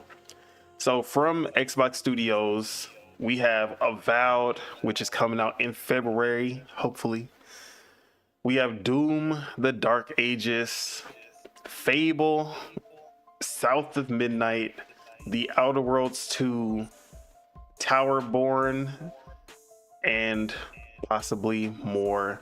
So those are the ones that are confirmed with 2025 release dates, but we do have a few games that have already been announced that could actually hit. Something like a State of Decay 3, or some people were rumoring Perfect Dark for 2025. Some people were saying that even Gears of War E-Day could possibly hit in 2025. I don't think that's going to happen. First off, that's too many games to drop in 1 year. There's going to be cannibalization, but then there's also talks of Forza Horizon 6 possibly coming out. So yeah. So GTA? No, we're talking about this Xbox year is games, going to be interesting. This year is going to be interesting because I want to see how everyone adjust or exactly. Around. I feel like they're probably not gonna drop Gears 2025. That's the whole thing. Is like, bro, like it's like if you're gonna drop it, you have to drop it early. If you don't drop that, like you can't drop it a little bit before Grand Theft Auto or after, because you're just gonna be fucked. Like you have to drop it. Make sure the main game is done. All the bugs included, like all that extra stuff could wait. Like if you could drop it early before GTA, drop it early before GTA, so you could get them early sales. Yeah, because when GTA come out or when it's about to come out, yeah, that's like everybody. Unless you Nintendo, I mean, you can drop whenever you want because you're the GOAT. Drop. I'm telling y'all, Lord Metroid is a bad man. Look what he said in the car. Hold on, he says February stacked like the dude from Concord going to McDonald's to order 3 Big Macs and a Diet Coke. That's wild. All right. I'm there for it. So those games are from Xbox Studios. They have 6 games already announced, and there's I forgot rumors of Elder Scrolls 4 Oblivion remake in the works as well. That's been a heavy rumor from the last couple of weeks. So that seems to be something that could possibly pop up in 2025 as well. So there's a lot. Like there's 6 that's confirmed and a lot they can drop. Did they remake Morrowind? Like nope. They just gonna skip and go straight to Oblivion remake. Because like, bro, they went for the bigger one first.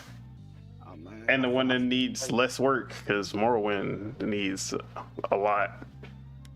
I fuck with Morrowind's charm, bro. Like Fable, bro. Fable and Morrowind is what got me on like the RPG, like, bro, like the fantasy world RPG. Even though I never played D&D, I need to play D&D with some people. Hey, bro, you already know. Then we play what you call Celeste. Oh, Celeste. Yeah, that was basically D&D Baldur's Gate style game. But yeah, I'm excited for all of the games that they have coming from first party. Avowed, I've been wanting to play that game. I know it needed to be pushed back, but at the same time, I need that shit like now. Doom. All right. Oh, go ahead. Now my question is, because no one really spoke about Path of Exile 2 like that. We didn't really no one brought it up. So I was just wondering, is there like a thing like no one really got into that game? Because I see a lot of people playing it, so that's the only reason I'm bringing it up. I'm waiting for it to be free, I haven't touched and then I'm gonna play it. it. Okay. Did you play the first free? one? No, not right now. I played the first one. I didn't like the first one, but I'll play the second one. Yeah, I didn't get too far in the first one. Like I beat Diablo, but I didn't beat the first one. Wait, are they from the same company? No, they're competitors. I mean, they're similar. Like they're similar type games. Path of Exile 2 is basically like, Diablo 4 went too far away from what made Diablo, like the older Diablos, good. So they're trying to make the deep Diablo competitor to for the hardcore Diablo people. That's basically what Path of Exile is. Yeah, and okay, so when you say they veer from the path, so what's the core of it? Like what basically deeper builds, deeper like RPG elements, making builds that actually have meaningful like abilities and like it's, I don't know, it's hard to explain, but basically like taking Diablo the RPG 4, like putting the RPG back, like deep RPG elements back into Diablo, because Diablo basically has streamlined to make it better, more appealing to the mass. Like they've leveled up in terms of like the presentation and the graphics and the cutscenes and everything, the UI, like the particle effects, everything. Like it looks amazing compared to Path of Exile. And I love the actual like look of Diablo, but as far as like your builds and like what you can actually do in terms of leveling up your character and how you lean that character. Yeah, like the skill tree is they've streamlined it basically compared to previous. It made it a little bit more casual to appeal to more people. That's what it sounds like you're saying. Yeah, that's what it sounds like you're saying. Because even what like Metroid is saying, and I've just heard a lot of people like, especially like the streamers that I watch, everybody just has good things. Whenever they speak about Path of Exile, I'm like, how come I've never heard of this game? Yeah, ever. Yeah, I picked up I touched the first one, but. So I'm like, okay, I'm interested. So it piqued my interest. So I'm like, well, we never spoke about it in the podcast. As someone who, like, for me, I got hooked into Diablo 4 because of I got hooked on the candy, the flashy. So when I see Path of Exile 2 without the flashiness of Diablo 4, without the physics, without the like amazing particle effects and animations and how they go into the cutscenes and everything, I'm like I understand, but at the same time, like, Diablo is enough for me, like, as it is. Like, so what you saying is you got food at home, you don't need no McDonald's money. Like, I know that it's basically like Path of Exile 2 is definitely the healthier meal and is good for me, but that McDonald's tastes better. Want to be vegan. The McDonald's like that McDonald's just hit harder, bro. I ain't gonna lie. Like, that's what Diablo 4 is, bro. Diablo 4 is that. It's a bad addiction. It's a bad addiction. That's what you're just saying. Yeah, because Diablo 4 for sure was fun. So now and then also because I played what's it called for the first time? Starcraft? Yeah, Starcraft. So now I'm interested to play Path of Exile. I want to see. Yeah, but if y'all get on Path of Exile, I'll jump on.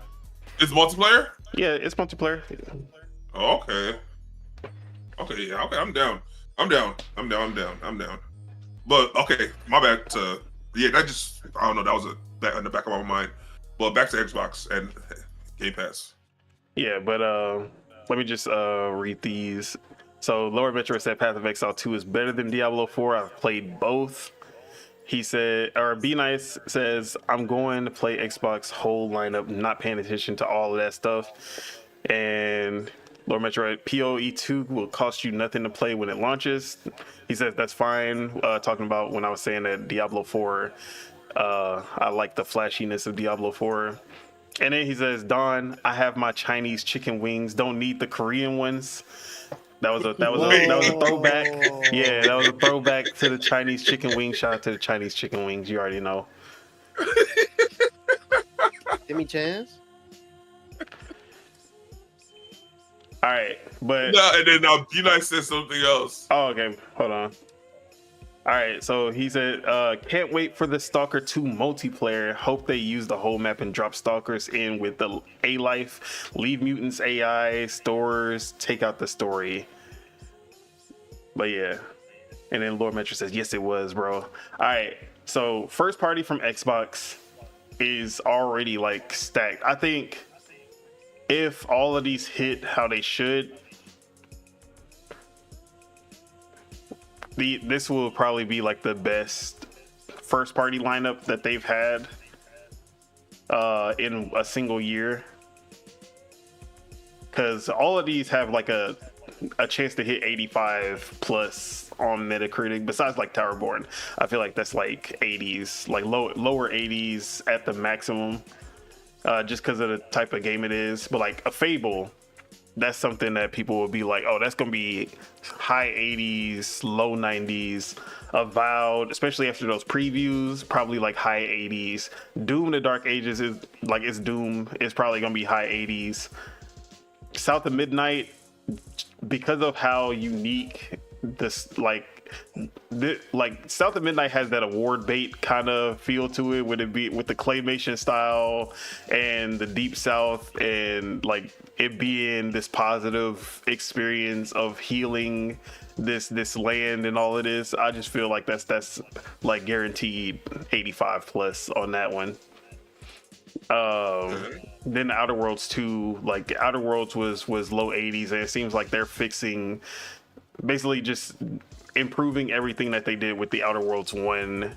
So I feel like that's gonna hit the high 80 as well. So like they have a stacked lineup, and then obviously Call of Duty is going to be next year as well, which you'd have to, like, that's every year. Call of Duty is always going to be in that Game Pass list, which is crazy to say. Exactly. Okay, so from everything you were saying, that's good, because that's what I was saying also. Well, this part of what I was saying, it sounds like the average for them next year should be at 80, because whenever you said the average for 2024 was a 77, I'm like, okay, yeah, 77 is a, would you give it like a C or B minus? Yeah, but 77 is the total, like every single game, including all the third party. Exactly. Yeah, that's what I'm saying, like the average. Yeah. So the average for 77 is not bad. Oh yeah, for sure. It's not good. It's not. I remember 2021. They were like low 70s because there was a bunch of 60s, 49s, 50s were dropping in Game Pass. I remember like when Game Pass used to be like, that's where the term Game Pass fodder came from, because we was really getting dog shit as far as third party games when it came to Game Pass at first. But and now with all the the scores quality, you just gave right now, with all the scores you just gave right now, it sounded like this year, 2025, they should come out with at least an 80. Oh yeah. First, I'm actually going to call this right now. Okay. Xbox. Wait, hold on. Right. First prediction of 2025. Yeah, right, here's the first prediction 2025. Xbox/Microsoft will be in the top 3 highest rated publishers of 2025. So Metacritic always does like who had, like, which publisher had the best average when it comes to like the games that they published. Xbox/Microsoft will be top 3 in that list at the end of the year. So y'all can come back to this episode when it happens. I'm like, but let me go ahead and read some of the big third-party games that have already been announced to be coming to Game Pass. So we have 33 Immortals. Shout out to 33 Immortals. We already talked about that. One of the games I'm most excited about. Atomfall from Rebellion.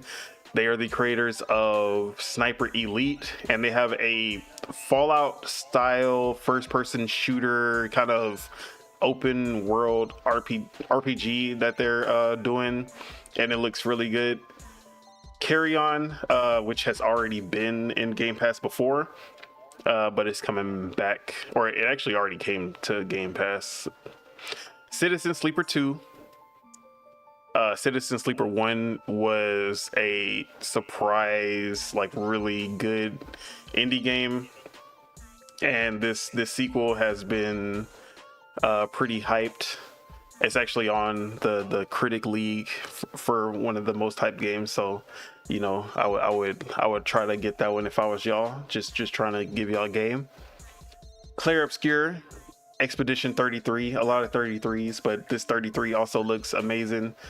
Has that what was that game? Lost Odyssey type of feel to it. Turn-based JRPG. Descenders next, which is the sequel to Descenders, which is I want to say like one of the longest running games in Game Pass, because I swear this game was added to Game Pass in the first year that it was created, and it has not left Game Pass. And the creator, Mike Rose, always talks about how Game Pass like changed his career, like changed the studio, and now he releases all of his games in Game Pass on day one because of that. So shout out Game Pass. That's live. Eternal Strands. I feel like I remember this one being like it was more like a Souls-like game, if I'm remembering correctly. FBC Firebreak, that is the Control multiplayer game, first-person shooter that we saw at the end of one of those third-party Xbox showcases. that looked pretty interesting. Needed to see more. Frostpunk 2 for console. Little Rocket Lab, I actually don't know what that is. Lost in Random, The Eternal Die, that is the sequel to Lost in Random. Mixtape, that was the one from the creators of... Why am I forgetting the game? But Mixtape was the one that they showed at the Xbox Showcase with the skateboarding kids, and they were flying and driving in the car, and there was the music. Yeah, that one. Nirvana Noir Replaced. That is one that I'm really looking forward to. It keeps getting pushed back because they are also in Ukraine, or they were in Ukraine, just like the Stalker 2 devs when the war started. But it's a 2D side-scrolling, like pixel art action game that looks amazing. Road 96, which has... I swear this game already exists, and I've played it, and I thought it was already in Game Pass, but maybe I'm tripping, or maybe this is a sequel. I don't know. Sleight of Hand, which we saw at a third-party event. Sniper Elite Resistance, which is coming out this month. It's the next Sniper Elite game, so shout out to that. Subnautica 2, that's going to be huge. The Altars, that one looks good. Wheel World, Winter Burrow. Wu Chang Fallen Feathers, which is also a Souls-like Asian-style game that looked pretty good. But yeah, so those are like the big ones already announced for Game Pass, and I don't know if y'all remember most of these, but a lot of these look really good and high quality, and especially like Expedition 33 and the FBC Firebreak, because Control is a pretty good game. Wu Chang looked really good. The Altar, Subnautica 2. Subnautica 2 is probably like the biggest one because Subnautica was already huge. Like the sequel being day one in Game Pass, that was a huge get for Xbox. But yeah, how are y'all feeling about the third party support right out the gate when it comes to Game Pass? I ain't gonna lie, don't remember all the games you said, but you know, Hey, when they pop up, if we're going into 2025 like how 2024 was, hey, I'm loving it. Yeah. I mean, I'm already waiting for Towerborn, so that's like, it's like, I'm chilling. You feel me? We chilling. Yeah, Sniper Elite and Atom Fall starting off this year. I'm excited about both of those. And Sniper Elite is co-op. But yeah, anything else stand out? You mentioned Subnautica 2. Yeah. That for sure is anticipated. Like Spitta said, it was a lot of games, a lot to remember at this current moment. So I'm look over the list, a little bit better, and I'm excited. Yeah, I'm actually gonna put this in the chat so y'all can see. What's it called? Just having that much support, it seems like a decent amount of support for what they got going on, and I feel like as time goes on, more publishers or more devs were going, come over. And there's more that have been announced. These are just more like the big ones that we remember, like they've seen in events and stuff. I'm about to look at them right now. Yeah, 33 Immortals was fun. For sure, 33 Immortals was fun. Yeah, I'm hoping 33 Immortals is like the first 3 months because I need that shit. Trying to play that game ASAP. This is what I'm saying. This is the biggest benefit that they have is like you see the games like 33 Immortals. Here are the actual like pictures of some of the big ones. The games that you guys are excited about right now, I have zero clue about them. So I'm like, oh yeah, you didn't play that hoe with us.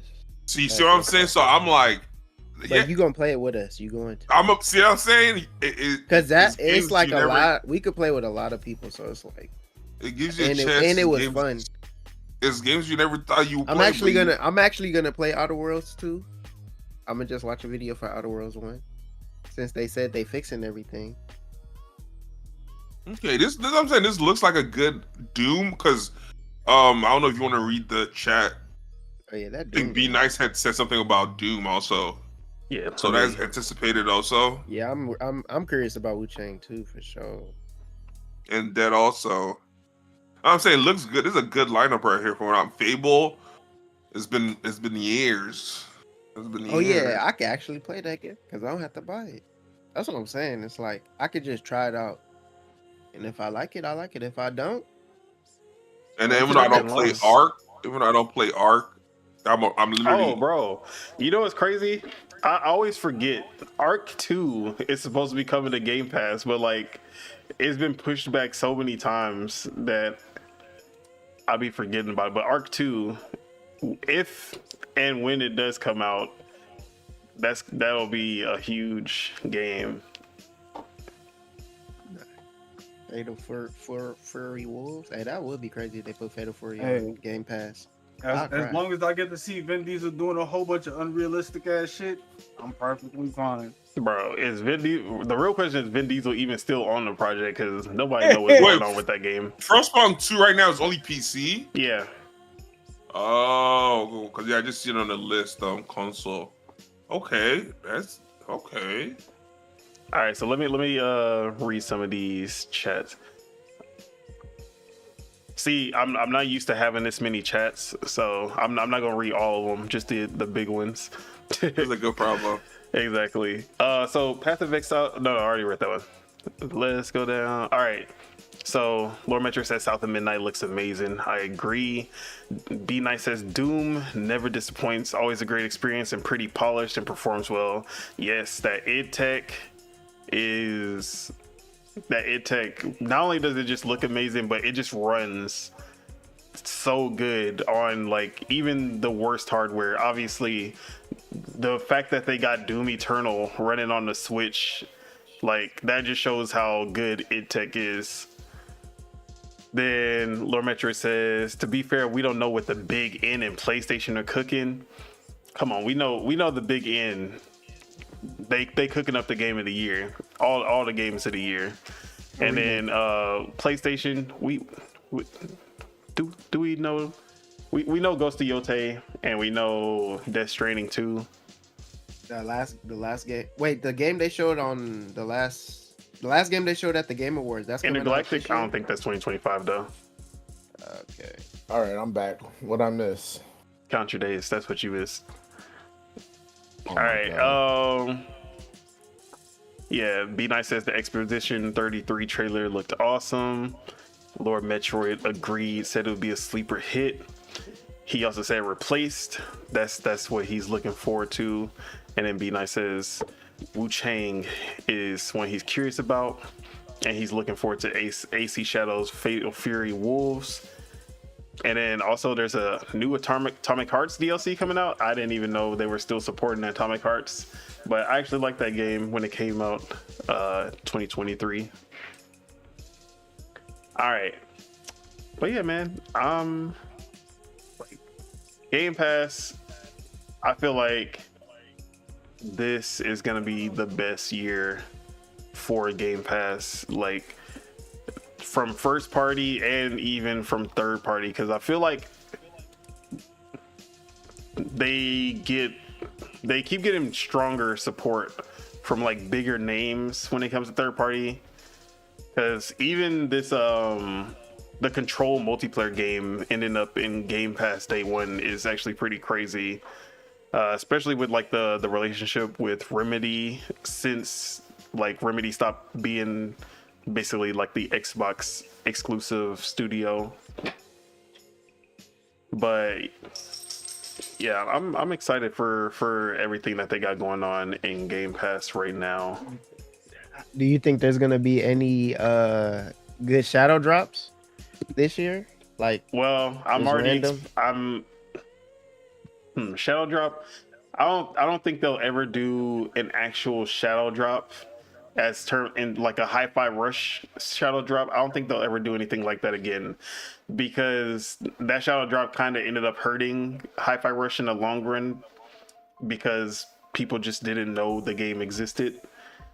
Even like the people who played it and knew about the shadow drop would praise the game, but like it didn't get the publicity that it actually deserved, and that basically contributed to its failure. So I don't think they'll do that again. But if they were ever to do a shadow drop, the only one I could see them doing that would make sense is the Oblivion remake, because it's Elder Scrolls. It's a big enough name in and of itself, and like it's a remake. It'll basically reach the core audience regardless. Okay. All right, so since we're here, since I was waiting for the perfect time to ask this question. So, you see how last year, Helldivers was the game that basically kind of got the ball rolling? Hey, shout out to What do you think? Lord Metroid, $2 super check. He said, W funds Metroid. for your cloak and dagger skin. Hey, shout out. You got to get that cloak and dagger skin. For what? Marvel Rivals, know- of course. Foam Stars. You got that cloak Dang. and dagger skin for Foam Stars. Dang. All right, so what do you think is the game of 2025? What game do you think is going to get the year rolling? Get the blood flowing for 2025? Like, what's going to start off the year? Like, what's going to be Like, the big one this- for the like start this- of the year? Or like, what's going to be Yeah. the biggest game of the year? No. Like, you see how Like how Helldivers Power got the World, ball and rolling? Power World got the ball rolling. because Power World, I give it to 2023 because it came out like in December. No, it didn't. It came out in February, a week before Helldivers. Or no, it came out at the end of January, and then Helldivers came out right after. Wasn't Helldivers like early January? No, it was February. It was late January or early No, February. it was literally February. It was like the February. second Didn't week of Tekken February. come out around? Yeah, Tekken came out February too, right? Or Okay. Something like that. late January. But Power World came out like January, like 29th or something like that. If that's It the was, like, case, the then last week. Power World was the one that got the ball rolling. Yeah. Yeah. So what game? What do you think that game is going to be for this year? Most likely, I'm gonna say. Or what does everybody in here think? I know that. So let me Did just bring up Power the come out of schedule. nowhere? I Or wouldn't was say it it was a meme because people were just calling it Pokemon with guns, but then like when it dropped. That's what I'm saying. Like when it did Yeah, people when know it- it was going to drop, Pe- or it was just like a game that just dropped and then people just started messing with it? yeah, like people, it just spread because of how crazy like it actually like the concept was expectations crazy, was but there. then like when people played it, they realized, oh wait, this shit is actually fire. Also, it's not just like Pokemon. Okay. It's not just a Pokemon clone that they just threw some guns in. Yeah, so it was like out of nowhere game, like out of Yeah. nowhere game. Yeah. All right. I'm looking for that. I want to see that. What's going to be that? Yeah, I actually Something I not don't expected. I don't see anything Mecha- like Mecha right Break. now on my radar. Mecha Breaks are gonna be the new Power World. Watch, I'm calling it. Games. So let me bring up a list of games of 2025. We can just go You ahead and get into I know. Let's say this. So we got one more news topic, and then we'll get into our like 2025 predictions and all that. So I'm just gonna quickly do a roundup of everything Nintendo Switch 2. Basically because the announcement is imminent, and I just want to have all of the information that we have so far in one place. So let me get everything together.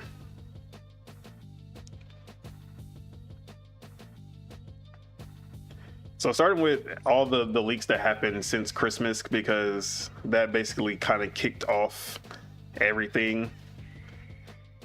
So it started with next gen handheld, which was the guy who was on Reddit basically saying he came from the future and that he has his hands on a Switch 2, and then he was basically answering all the questions that people had about the console. And then he said on Christmas he will actually like he will put some pictures, he will send some pictures out. And then on Christmas he actually did it. He sent pictures of the dock and also the bottom of the console. Nothing substantial or anything, honestly. And then there was hot debates on if this was real, if it was AI, if it was fakes, all like. But me, I like, from all the information that I gathered, it looked real to me, and it looked like a lot of people ended up agreeing that it was real. There was a lot of people who thought it was AI because he used AI on the background, basically to cover up like anything that could basically lead to him. So he used AI on the background itself, but the actual products were real. And some of the things that kind of were tells were that the logos were backwards, and people were like, "Oh, this is fake. He got the logos are backwards," but that's actually what Nintendo does on their test products. Am I tripping, or is the stream tripping? What do you mean? Yeah, it's like the stream's fucking up and the sound's fucking up right now. Randy, you're clipping crazy. Your connections is fucking up.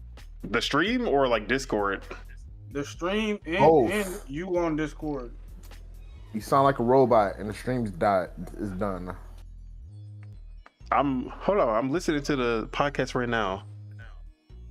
Yeah, I'm hearing you perfectly fine. The stream's still up, but you sound like disconnected. Let me see. Hold on. Metroid and Be Nice. Let me know how the sound is right now.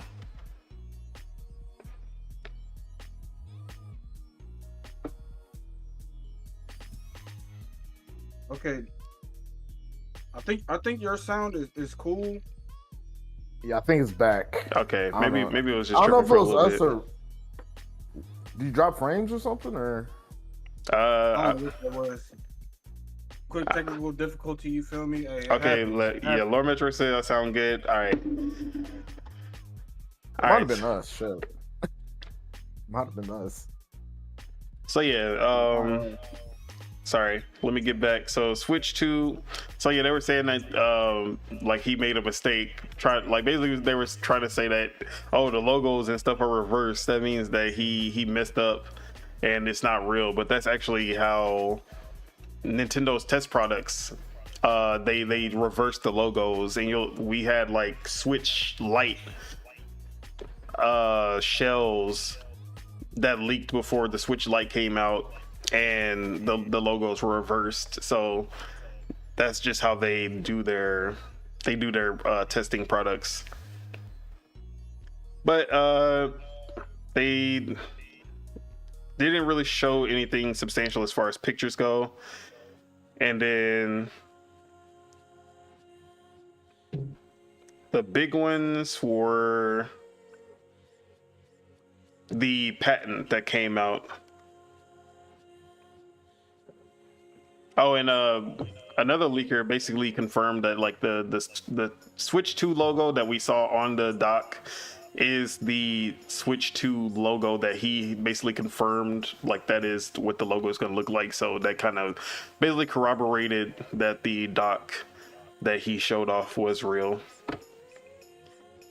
But there was a patent that was was made public on December 31st from Nintendo, and this patent basically showed off. So I'm actually gonna just read Mike Odyssey's roundup of what the patent basically says and what these features mean. So the Switch patent on upscaling games to 1080/4K via AI upscaling. And this is US patent 121-82966. for anyone who wants to actually like see if this is real. But it's titled Systems and Methods for Machine Learned Image Conversion, and outlines a method for transforming images using a trained neural network, particularly for applications in video gaming, such as enhancing the resolution of images for the Nintendo Switch 2 and updating Switch 1 games to higher resolutions. And so there's enhancing Switch 2 game with AI magic. Imagine you're diving into the latest blockbuster game on your new Nintendo Switch 2. Graphics are stunning, but what if you could make them even more breathtaking without needing to overhaul the entire game engine? And that's where the machine learning comes into play. So here are basically the features of what they kind of outlined in the patent. So one would be resolution leap. With this technology, games originally designed for the Switch 1's 540p resolution can be transformed into crisp, clear 1080p images or beyond without the developers needing to redesign assets from scratch. AI-driven transformation. The patent describes a neural network that takes the lower resolution image, breaks it down into manageable blocks, adds context like surrounding pixel information, and then applies a series of transformations. Think of it like a digital artist who paints over your game's visuals, enhancing details and sharpness in real time. Seamless upgrades, and that is for Switch 1 games. This means your old favorites could get a visual facelift. The AI learns from high quality images, understanding how to upscale elements like textures, characters, and environments to match modern expectations without losing the original aesthetics or introducing artifacts. This also includes performance boost. This isn't just about visual, since the heavy lifting of image processing can be done efficiently on the hardware. Games maintain performance, ensuring your gameplay remains smooth even with enhanced graphics. There is dynamic adaptation. The system can adapt to different game styles or even different parts of a game. Say if you're playing an RPG with both intricate city scenes and vast landscapes, the neural network can adjust how it processes these images for optimal results, ensuring that whether you're in a bustling market or a serene forest, the visuals pop.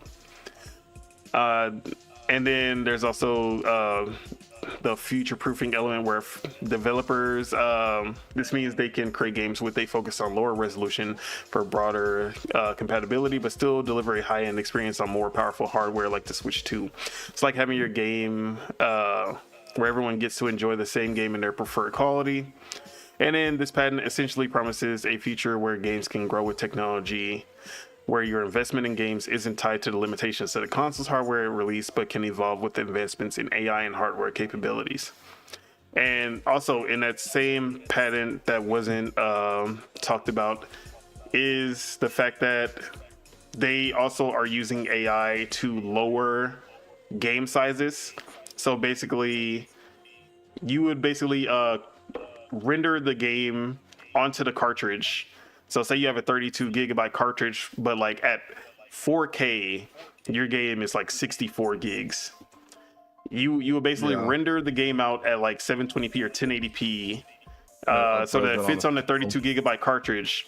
But when you play it on the Switch 2, the AI will basically up the resolution automatically to 4K, 1440p, whatever it is. Bruh. I seen people on Twitter crying. Oh my! I thought AI was bad. Like, bitch, have y'all not played a PC game in the past 5 years? Everything got DLSS and fucking NVIDIA upscaling and AMD. Like, yeah. Bruh. So people are basically so this is a custom, basically like how PlayStation at the PSSR is the like FSR equivalent for PlayStation. This is Nintendo's custom upscaling tech based off of DLSS from NVIDIA. And if you know what DLSS is, and if you've used DLSS on a PC, it is not only the best upscaling tech that you can use, but also it usually like does a good job of not really it basically makes the games sometimes even look better than native. So that's because of the tensor cores in that NVIDIA hardware, which will be introduced into the Switch 2's tech as well. So this patent is basically a game changer. which I always knew that DLSS would be in it in some form or fashion, but the way that they have repurposed DLSS for like keeping the file sizes low, I never expected anything like that. But that is actually a pretty innovative way to do that. But let me move to. So I actually want to pull up the specs. Which we've talked about the specs, but I just want to get the specs lined up. Which I think I actually just have a picture. Hold on.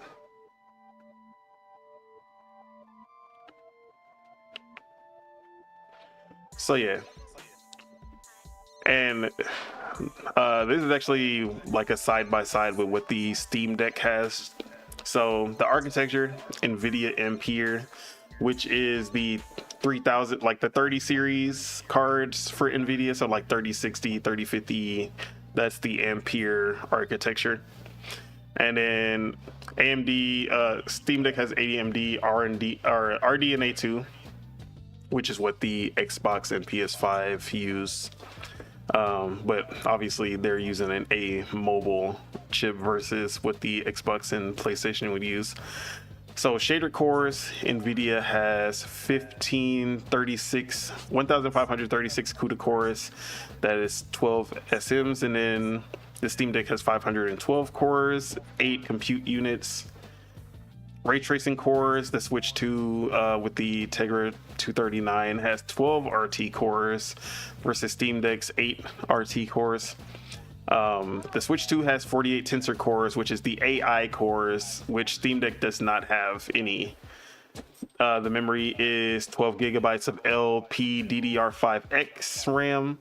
That's at 128 bits, and it's 120 gigabytes per second. 7,500 MT per second, and then the Steam Deck has 88 gigabyte per second at 5,500 MT per second. And then just the CPU is a Cortex A78C, while the CPU for the Steam Deck is the AMD Zen 2, 4 cores with 8 multi-threading cores. And I believe the A78 is the same. It doesn't say it on here, but I'm pretty sure it is.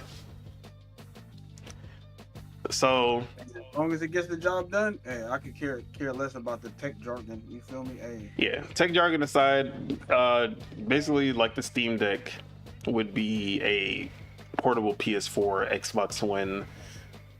The Switch 2 is pretty considerably more powerful than that, and the AI cores on top of that will basically enhance what it can do even more so. A lot of people have been debating on like, oh, is this gonna be is gonna be on the same level of a Steam Deck, which is like portable PS4? Is it gonna be higher? Is it gonna be lower than the Steam Deck? I'm just gonna tell y'all it's gonna be between the PS4 Pro and the Series S. That is my prediction, and I mean that in that it's never. I'm not gonna say never, but there might be one or two games where it actually beats the Series S, but it won't really outperform the Series S, but it will get close enough that most developers will be able to put any game that can work on the Series S on the Switch 2. And that is really like what we need for the Switch 2. Now look, we have the sequels, like the sequels to like the ROG Ally and the sequels to the Lenovo Legion Go and the Steam Deck 2. All of these are about to come out, and they're going to be using AMD's newest architecture and all that. So I'm pretty sure there's a limited time where the Switch 2 will be the most powerful handheld for a bit before these come out. But the one thing that the Steam Decks and the Lenovo's and all of that, they will never be able to compete with the Switch 2 because of optimization, because of it being a closed off operating system with one piece of hardware that the developers have to learn and work for, and they can basically pull the absolute most out of this piece of hardware versus there being so many different configurations. It just, like the Steam Deck and all of these other ones, just being PCs that that are basically just running how any other PC would run, still have Windows except for the Steam Deck, which uses Linux. But yeah, there's a lot of factors that go into why the Switch 2 can still run right alongside the sequel handhelds in the PC market as well. Ooh, am I still frozen? Are you frozen? No, I can hear you. Oh, wait, I see on the stream you froze for like 2 seconds. Yeah, that does happen sometimes. One of my USB-C port on my PC is kind of fucked up right now. I have to upgrade. Wait, are you using USB 3 or what? What are you using? USB-C. Oh. But yeah, I need to get that fixed. But yeah, the Switch 2, and then so the last thing I wanted to, last rumor, this has to do with the release date.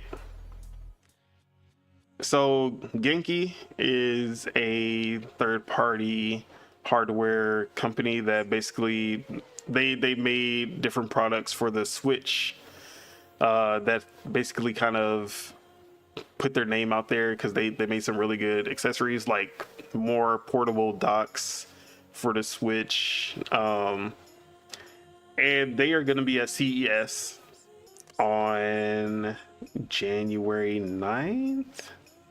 Let me make sure. Where is that at?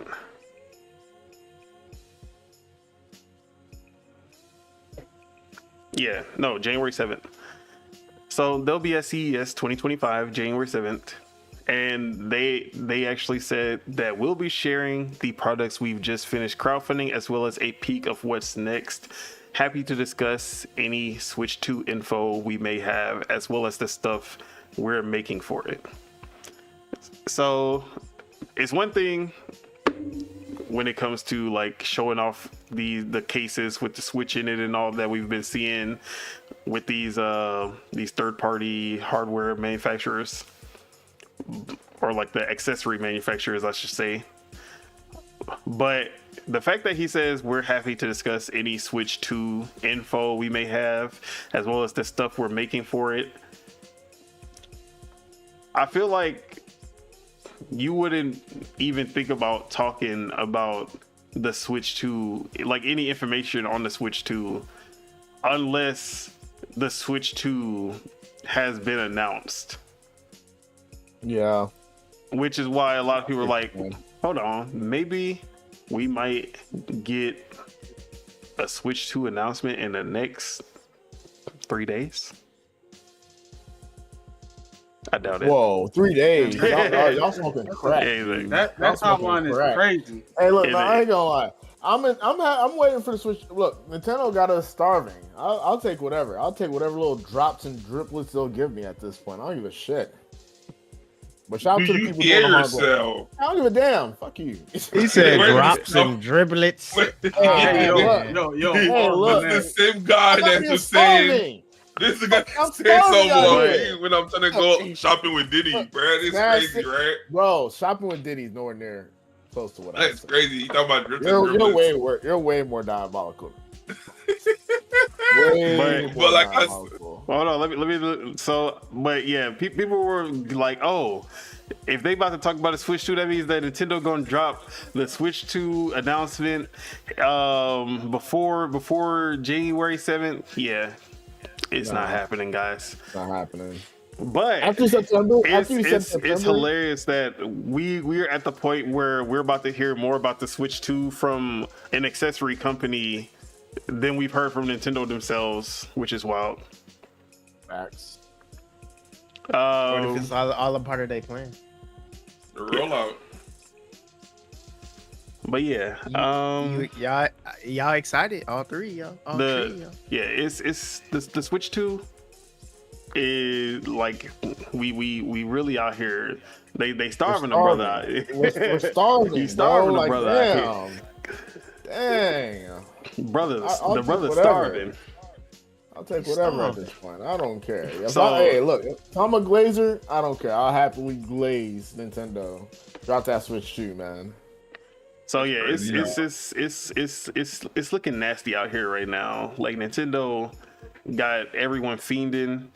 No, everybody's losing their mind on Twitter right now. Only Nintendo fanboys. As a PC Master Racer, bro, you say Nintendo more than anybody else. You be having mostly Xbox journalists out here talking about the Switch 2. Like that's how big it is right now. I'm appalled. As a PC Master Racer, I'm appalled. So, anyways. But yeah, just like Lord Metro said, Nintendo doesn't care about anyone's feelings. They will announce it when they want to, and that's basically how it is. And yet, you guys care about them. Yeah, seems like Stockholm syndrome to me. Stockholm syndrome. Look, you know what's the real Stockholm syndrome, Chuck? The secret showcase that PlayStation fans have been talking about since 2023, and they still haven't got that secret showcase. Every year, PlayStation gonna get that secret showcase. They gonna show off some games, and then they don't show off nothing. So see, I'll gladly wait on a wait. Wasn't something supposed to happen that one December 3rd? Yeah, that's the real Stockholm syndrome. December 3rd, guys. But don't mind PlayStation. They're happy that they get to have their PS5s when they turn it on, they can turn on it and it can be a PlayStation or a PS2 when it turns on, or PS3. They're happy about the themes. That's what they're happy about. I remember when that popped up, I was like, bro, they're really getting y'all. Like, what is going on right now? Why are y'all so happy about this? It's cool. It's cool, but what? So if y'all can view that, why don't y'all see with Nintendo? Dude, because Nintendo ain't giving us nothing to starve. I mean, we're starving, but we're not settling for fucking wallpapers. He just said Nintendo ain't giving us nothing to starve about, but we're starving. Yeah. Obviously, the Nintendo people are making up the too. But if you're a real Nintendo person, you know whenever they gonna drop. It's like, I mean, they gave us a time frame. Anticipation is definitely there, but it's like the big difference is that we know, because Nintendo said that they will announce it before March 31st, 2025, but the PlayStation people, they literally made up these showcases that never existed. Like literally, they never existed. We know the Switch 2 exists, and we know that it's going to be before March 31st, 2025. So, like I said, there's two different levels of delusion. Delusion, for sure, is the people who were thinking that it was going to happen before January 7th. But there's a whole nother level of delusion when it comes to, like, literally every 3 months, PlayStation fans are making up that there's a new showcase that's about to happen, and then it never happens. Dude, and that's what I'm saying. Like, bro, Nintendo, what they're anticipating ain't nothing compared to what, like, look, we actually got something to anticipate for. What are y'all? Y'all PS5's already out. What y'all hyped up for? The PS6? What? PSVR 4 or something? That's Stranding 2, bro. Look. Y'all got what y'all want. Y'all so miserable. Not for long, because Kojima said, yeah, we putting that everywhere. Yeah. Where's the exclusives at, Chuck? Why are we talking about anyways, let's get back on topic. For a single player game, it's to be expected. You feel me? Let's get back on topic. All right, so Switch 2, the leaks, and other things. Nintendo confirmed backwards compatibility, which we talked about before. So on paper, we have a backwards compatible Nintendo Switch 2 that's compatible with all the Nintendo Switch 1 games, as well as all the Nintendo Switch Online services will also be on the Switch 2. Then you have the specs. We know, or I shouldn't say we know, but the leaks and rumors include bigger Joy-Cons, bigger buttons. What else is there? magnetic Joy-Con. Samsung, we got a motherboard leak. Samsung is the manufacturer of the they are the manufacturer of the chipset as well as the screen, which that caused a lot of chaos online as well for whatever reason. Yeah, there was like 2018 infrastructure. No, that's what I seen on Twitter. Yeah, they were wilding. They're crying. But they were crying about something that they didn't even know about themselves. But anyways, bro, between that and AI, bro, people just been crying. It's been so insufferable, bro. I identify as AI. I don't even know what you're talking about. Count your days. Here goes the Triborg. And I'm finna get married to AI too. Oh so magnetic Joy-Cons instead of the slide-in Joy-Cons. They have the C button that nobody knows what it does yet. Then there's 2 USB-C ports, one on top, one on the bottom. What's this, a Nintendo Switch? Yeah. So a lot of people are speculating what that second USB-C port could be used for. Are we getting the return of the N64 expansion pack? VR? Where you can just plug in an extra GPU on top of instead of making a Pro, you just plug in extra power slot onto the USB-C, which would be like an eGPU for a laptop. I don't know. I doubt that. But yeah, I can see Nintendo doing some funky like Labo style shit. I need the VR capabilities. I need that. And then Lord Metro said it's for the camera, for AR. He's still bullish on the camera. I feel him. So yeah, there's that. And with the webcam, ooh, that'd be hard with the little mic, boom mic. Do we got a mic? Boom, boom. Yeah, it's gonna have a mic. Or actually, I should say that the Switch one don't have a mic. Yeah, that's what I'm saying. I don't know if it has a mic or not. Yeah, that shit the Switch one does not have a mic. You talking to people online. It's bad news. But I'm gonna go ahead and say that they're gonna have chat and voice chat. I'm gonna put that into my prediction as well. I feel like that's what the C button is for. Yeah, communicate/chat. I feel like that's the C button. Pull up your friends list and all that shit. That's something that the Switch was definitely missing out on. Yeah. But yeah. But do you really think that's what they want though? They want like the violent, like I think Nintendo is pretty, you feel me? Well, the thing is all the previous Nintendo games since the Wii have had chat and you can go on messaging your phone, right? And voice, like not even on your phone. You can do it on the console. On the game console. Yeah, like they had literal message boards. They had on the voice DS? chat on the Wii U. They had voice chat on the 3DS. They had voice chat on the DS. I missed the Miiverse. Remember? Yeah, Miiverse, and guys? Miiverse, that was like the big. That was basically their social media. Like they had a whole social media platform. So and just killed it. But like.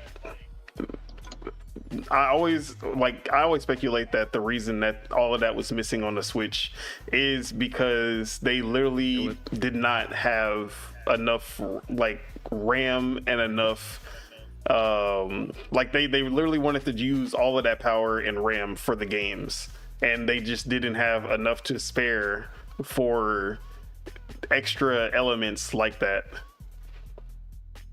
So I think you said that one time. Now, obviously, that has never been confirmed, but like that's just my speculation because they've done it on every other system before.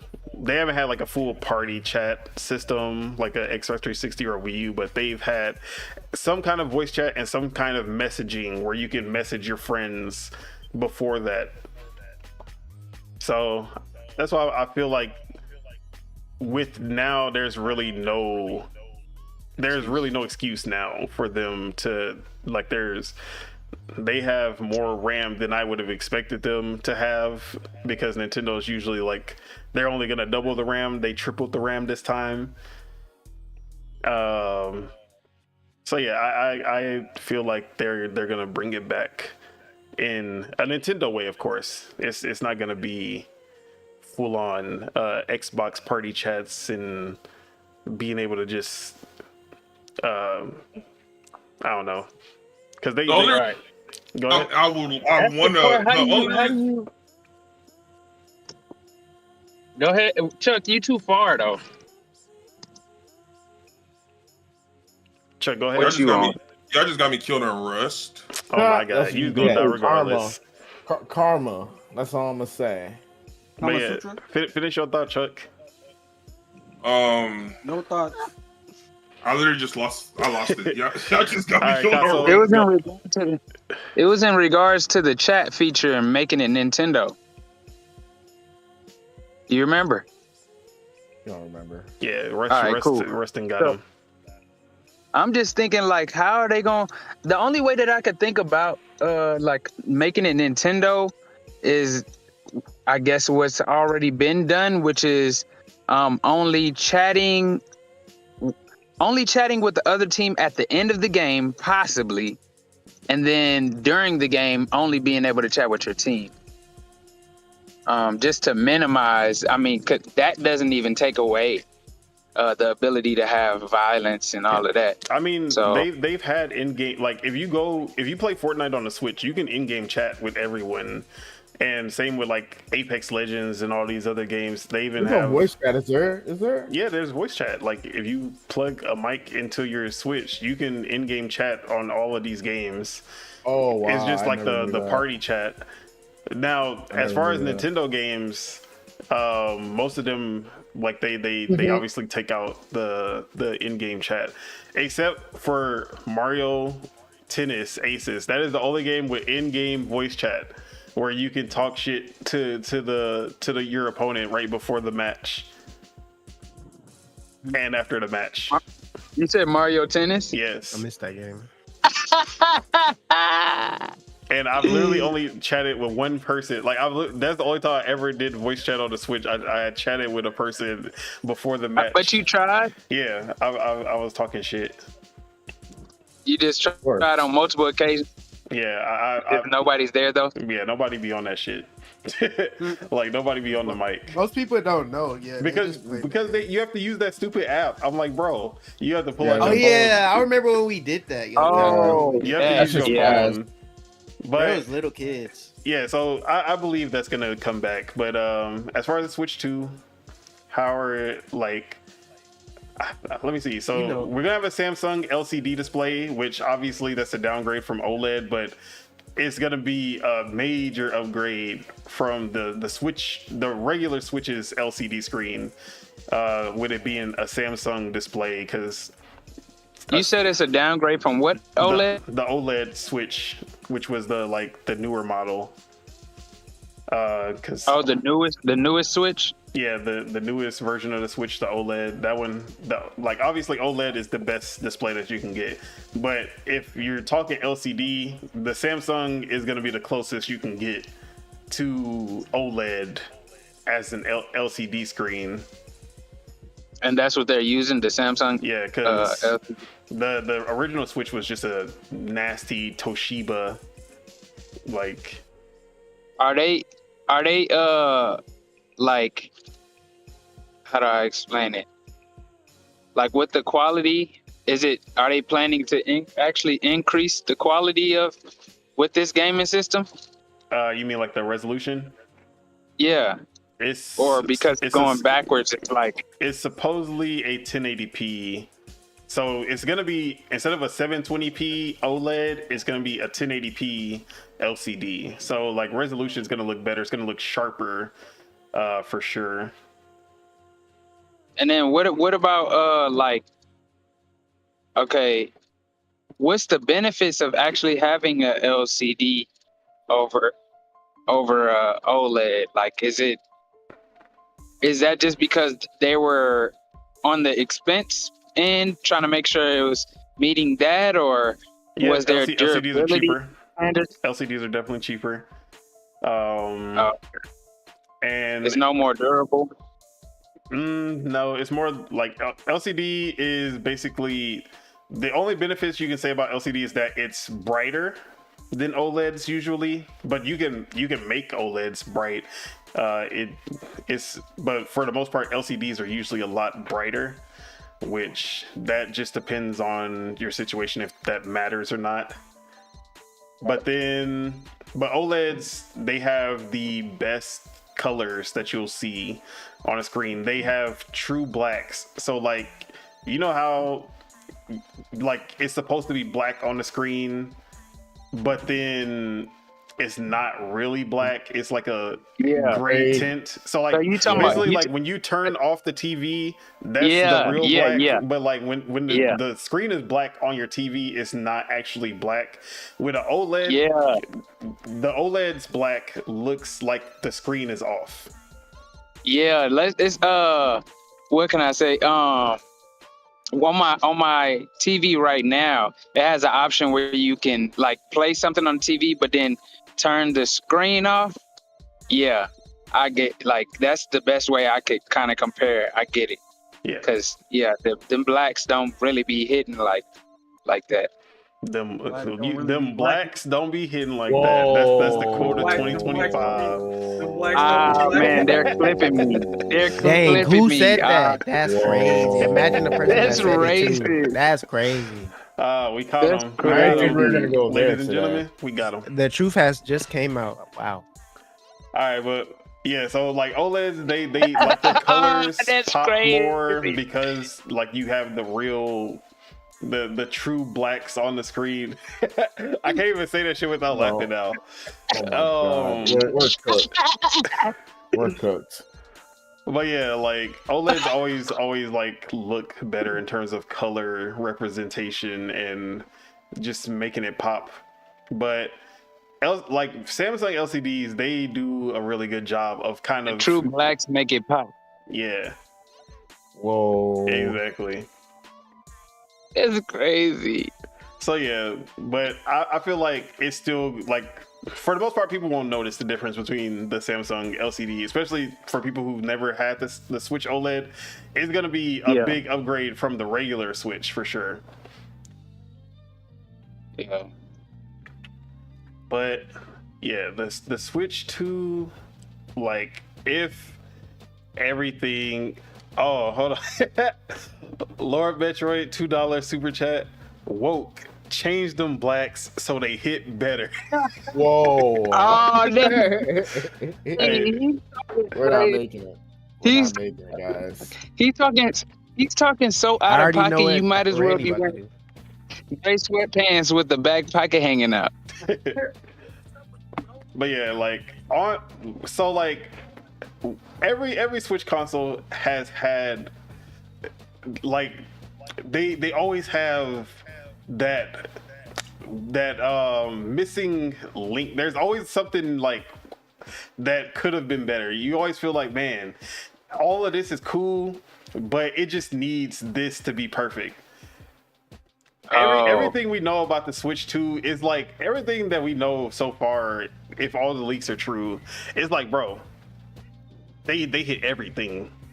Yeah, the power, the backwards compatibility, the screen quality, the AI upscaling, them being able to just upgrade their Switch 1 games to look and run better on the Switch 2 without doing a lot of extra work, so that like even third parties can just like put their games on without like even like a Witcher 3 that looked like ass, or like a Mortal Kombat 11 and Mortal Kombat 1 that look like ass on the Switch.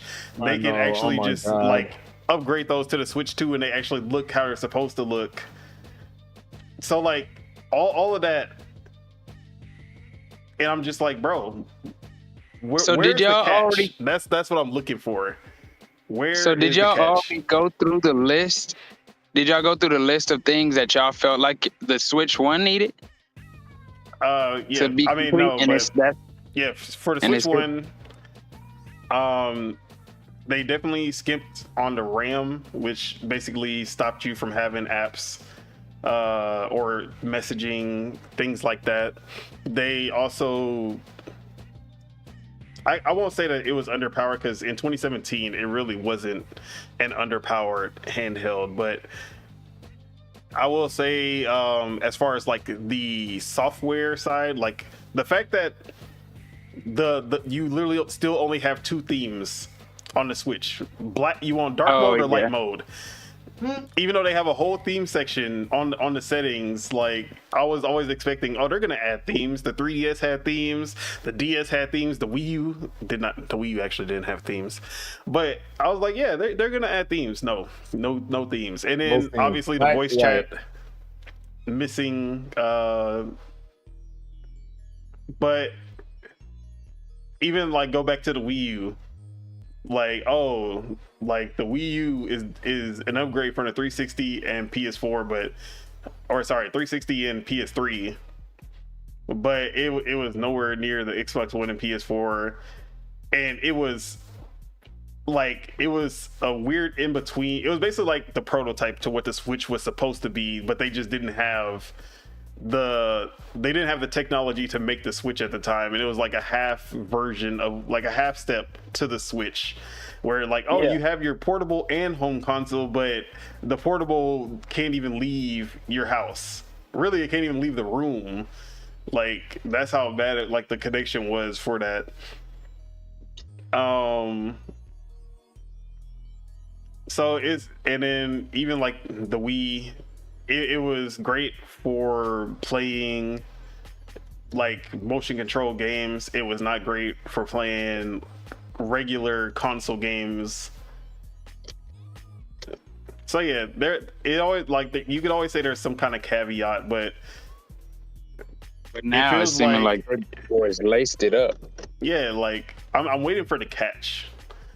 And then it makes me wonder, like, bro, if Nintendo is able to sit there and evaluate these different areas of lack and then, attack and be as successful as it seems like they're going to be, like, what is everybody else on?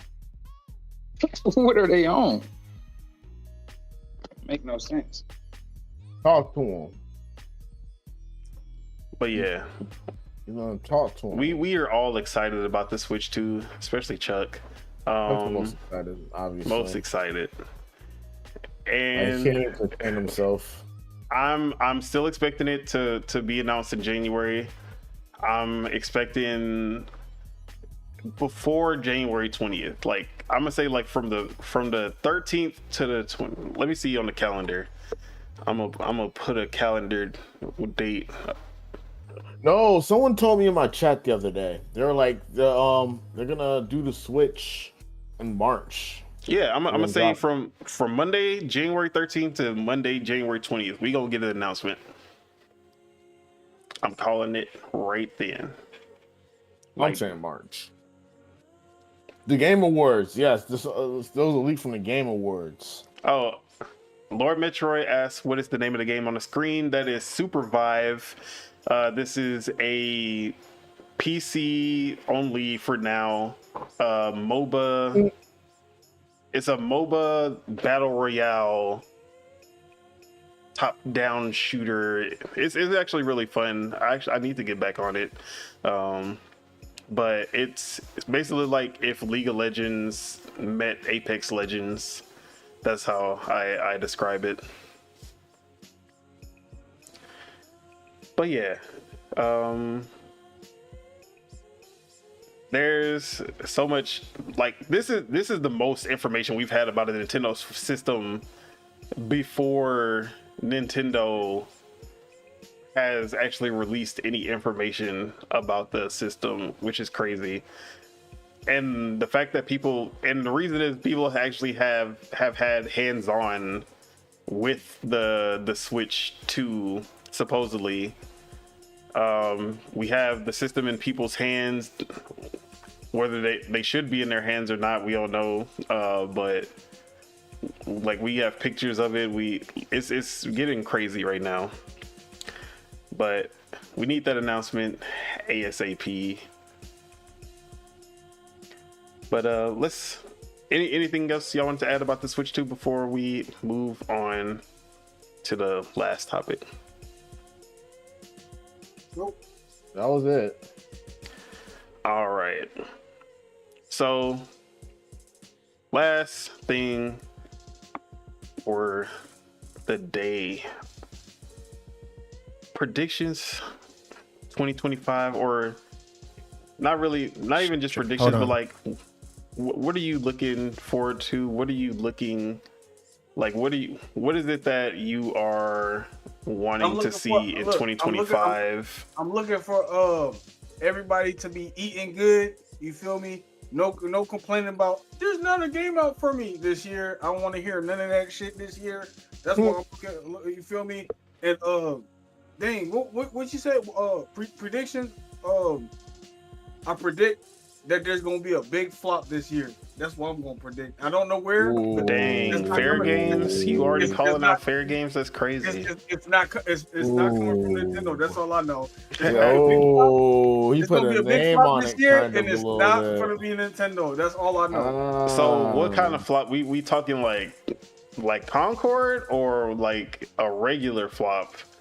We talking about biggest flop in the industry history, or just a regular? No, not biggest flop in industry history.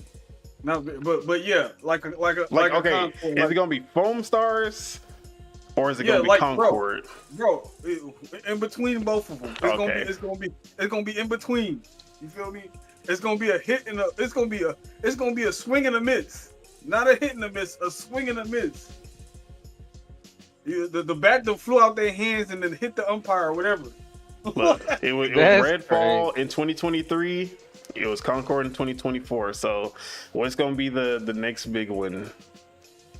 And all I know is it's not coming from Nintendo. We already and if knew it that. does come from Nintendo, hey, if it does come from Nintendo, hey, Chuck gets all the glory for that. You feel me? Because he get the blame. What do you mean? I'm pretty sure we gonna see a flop from Nintendo.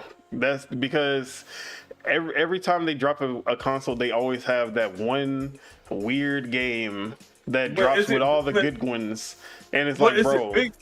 But is it big flop? Yeah, it's not gonna be a big flop because 1-2 Switch. 1-2 Switch was ass. But Breath of the Wild was also there, so it did no one cared that 1-2 Switch was there. Like when you're in a saturated market like gaming, like bro, like you're only really these companies, their main competitor is themselves. Really, like you're compete like their way of competing is just stealing, bro. Like, oh, I'm gonna just copy them and then we're gonna win. No, like it doesn't work like that, bro. You have to do something different. It's not just copying them and we win. It's not that. But they win. I feel like they're not gonna get over that. Let's copy this hip new indie game that's popping out right now and make it triple A. And that's it. That's all we're gonna do. We're not gonna add no appeal to it. We're just gonna make it bigger and not better. We're just gonna make it bigger. And the people from the base of the original game, they're like, these people, they already been in here doing this. Why would I go to another game that's just like this game if I already like this game right now? Like I might just waste my money. I'm just gonna stick to the game that I'm already playing. You feel me? Like sometimes copying doesn't help. Sometimes copying does help. Shout out to Ballistic. Most of the time, copying just looks lame. See, when it came to Foam Stars, copying didn't help. Hey, think about it like this. When it came to think about it like PlayStation and Xbox. Copying helped them. You feel me? That's how it goes. Like sometimes the copying helps. Well, sometimes the copying here's the thing: copying is always good, as long as you enhance what you're copying afterwards. Right. Exactly.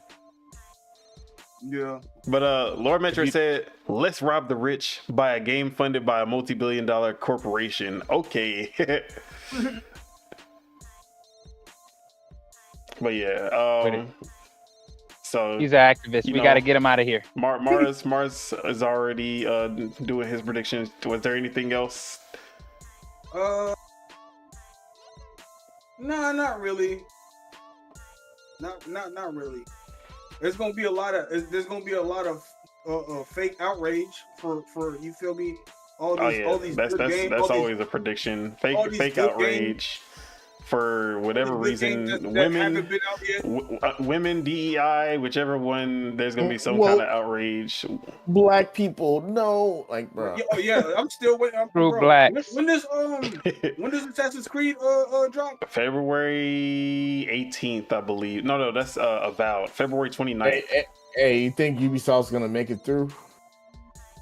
It's Assassin's Creed. I don't care what anybody says. It's Assassin's Japanese, Creed does Japanese what and black Assassin's Creed people does. together. It's Japanese and black people together. You know it's gonna make some money, bro. White people, man. White people can be mad all they want, bro. I'm not saying they're the global minority. The racist whites, because we're not talking about the good white people. The racist whites, they're definitely the minority, like global minority. Like, bro, don't nobody care about y'all. Yeah, all of that aside, like even with the drama, I still feel like Assassin's Creed is gonna do good because it's Assassin's Creed. Like, bro, like it does good on its own. I forgot the last Assassin's Creed I played, bro. Either 3 or Black Flag, one of them two. I played Assassin's Creed is lined up low key. Was Black Flag after 3? Black Flag was after 3 because Black Flag was 4.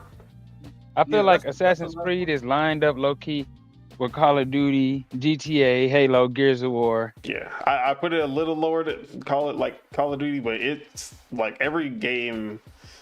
Yeah, just a little lower has done good, and their last big one went made $1 billion. So see, you know what somebody need to do, like, bro, like copy, like, bro, if Assassin's Creed fails. Somebody needs to copy Assassin's Creed and make the story, because there's two. They already did that. It's called Ghost of Tsushima. He said Red Dead Redemption is crazy. Ghost of Tsushima is literally just Assassin's Creed Japan before Assassin's Creed Japan happened. Like, they beat Assassin's Creed to the punch and did it. The thing with Assassin's Creed is like, okay, I mess with the first 2 games because the original character, what's the main character not the dude that's in the present? Yeah, Andro. I don't know. I forgot his name. Not Ezio. I forgot his name. Andro. The actual character you play I was playing the 2 games because you already know that the person you're playing as in the past is gonna die. So you're like, you get into the story of the person that's in the present. But just for him to die, I'm like, bro, like now I don't even really want to fuck with the franchise anymore because I had a connection with that person that's based in the present. You feel me? I never cared about any of that. I literally only cared about the Ezio and Altair story. I cared about the whole. I did not care about the whole Templars in the future controlling the world type shit. I care about that whole thing because I was like, is it gonna turn into like some? I was like. Now, what I was waiting for was them to do a. Yeah, I was waiting for them to do a present day. Like he finally becomes an assassin himself. Because sometimes the gameplay when you're playing in the present and you gotta do certain shit, you feel me? You gotta run and all this other shit. Like I was like, okay, I could see myself fucking with a game that's mainly this. Like, okay, there's little flashbacks to the past you playing through, but mainly in the present. Like they need to do a game about them focusing on the present instead of the past all the time. But that would just be a completely different game. That would just be Watch Dogs at that point. That's why I said somebody needs to copy the formula. You feel me? But switch it up a little bit. Because that story, the end to 3 pissed me off so bad, bro. I still picked up Desmond. Isn't that his name? Desmond? Is it? I don't know. I swear it's Desmond. That shit pissed me off so bad. All right. So, are you predicting Assassin's Creed will do what Assassin's Creed does, or you think like all this drama is gonna actually cause it to fail? No, it's gonna do what it does. My thing is, I think of Assassin's Creed like how I think of Monster Hunter. I'm like, bro, like it's the same shit. It's like just like Call of Duty. It's the same shit. You like. The people that fuck with the game are gonna fuck with the game regardless. Like, you feel me? Like like the base that weren't thrown off by the third game like I was, they're still gonna be there. And people that were thrown off like me, they're still gonna fuck with it because it's like it's appealing, bro. It's different. Yeah, and yeah, like Assassin's Creed changed a lot in the last like 3 games, but it has only went up since the change. And obviously there are still people who were like, man, I want the classic Assassin's Creed, which they did with Mirage, and they did not buy that game. So did y'all really want classic Assassin's Creed? That'd be the one thing. Look, that's my prediction. There will be a game, or a developer or publisher who will do something that all of these vocal minority gamers are asking for, and it's not gonna work. It's gonna that's flop. Probably gonna be the big flop. That's probably gonna be the big flop, because that's how it always, like, you be seeing people begging for something, another Nathan Drake, when they do it, they be like, yeah, this ain't what I wanted. Another Nathan Drake cardboard cutout. Like, bro, we're tired of that, bro. Bro, gamers are literally like, I always do the Muriel with the little Muriel with the macaroni and cheese. More macaroni, less cheese, and then it's like, oh, this is perfect, and then they throw it in your face. I hate macaroni. I hate macaroni and cheese. Like, that's literally every gamer, bro. Or at least that's the vocal gamers on Twitter. Like, they do this every time. It's like, bro, Xbox gamers are the biggest ones, because they be like, I want them single player. I'm tired of the multiplayer games from Xbox. We need the single player games. Then Xbox dropped a single player game. Yeah, I'm not playing that though. Or PlayStation gamers, yeah, all y'all, y'all made some good PlayStation single player games, but we need some multiplayer games from y'all. And then the multiplayer game drop. Yeah, we're not playing that. We're not playing it. So, but yeah, Spirit, are you done with your 2025?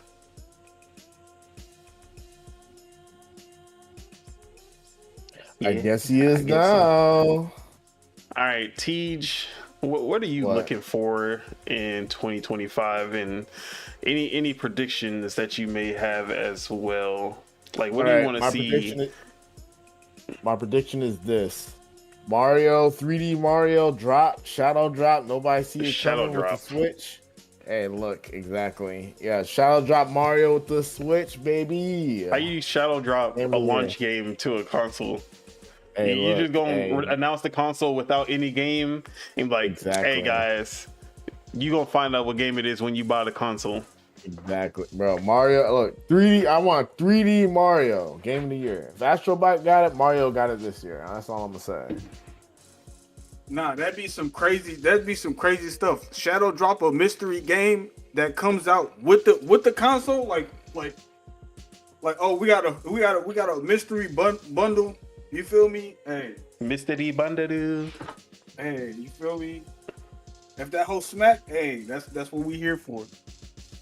I can see them doing that with Mario Kart, not Mario. We don't want Mario Kart. Everybody wants Mario Kart. I speak for everybody when I say Nintendo, keep Mario Kart, give us Super Smash Bros. I speak for everybody. I don't see Smash Bros in the first year. I speak for everybody. We don't want Mario Kart. We're good. I don't want to play Tony Hawk Pro Racer 3. No, I'm good. I'm good on that. All right, so you think 3D Mario is going to be the launch game? Anything else you see at launch for the Switch 2? Let me think. Nah, it got to be like 3D Mario. Look, I don't see Nintendo, like, bro, we know Nintendo, bro. They always drop with the 3D Mario, bro. Like, they did drop the Switch with the 3D Mario. Did they not? No, it was Zelda. Oh wait, they did drop a 1, 2, 3 Switch, huh? I forgot. It was Zelda Breath of the Wild. Oh shit. Nah, see, Zelda got too much love, man. It's got to go back to 3D Mario. What's the game of the year for them? What is the year of for them? What's the year of? Wait, what? Like you know how it was like year to Luigi, year to. They don't do that no more. No, they do not. Nah. Year Luigi failed too hard. Okay, because I was just gonna be like, whatever year it is, that's the game that's gonna come out. Even though he had the best that. Mario game, that's the funniest part. But nobody bought it because Mario just was oversaturated. Are you talking about Super Luigi U? Yeah. Whack. Super Luigi U is actually a good game. It's just that it had Luigi in the name, and people want Mario. They don't want Luigi. I mean, they definitely bought Luigi's Mansion 2 instead. Well, I mean, Luigi's Mansion 2 is like Luigi's Mansion. It's his own thing.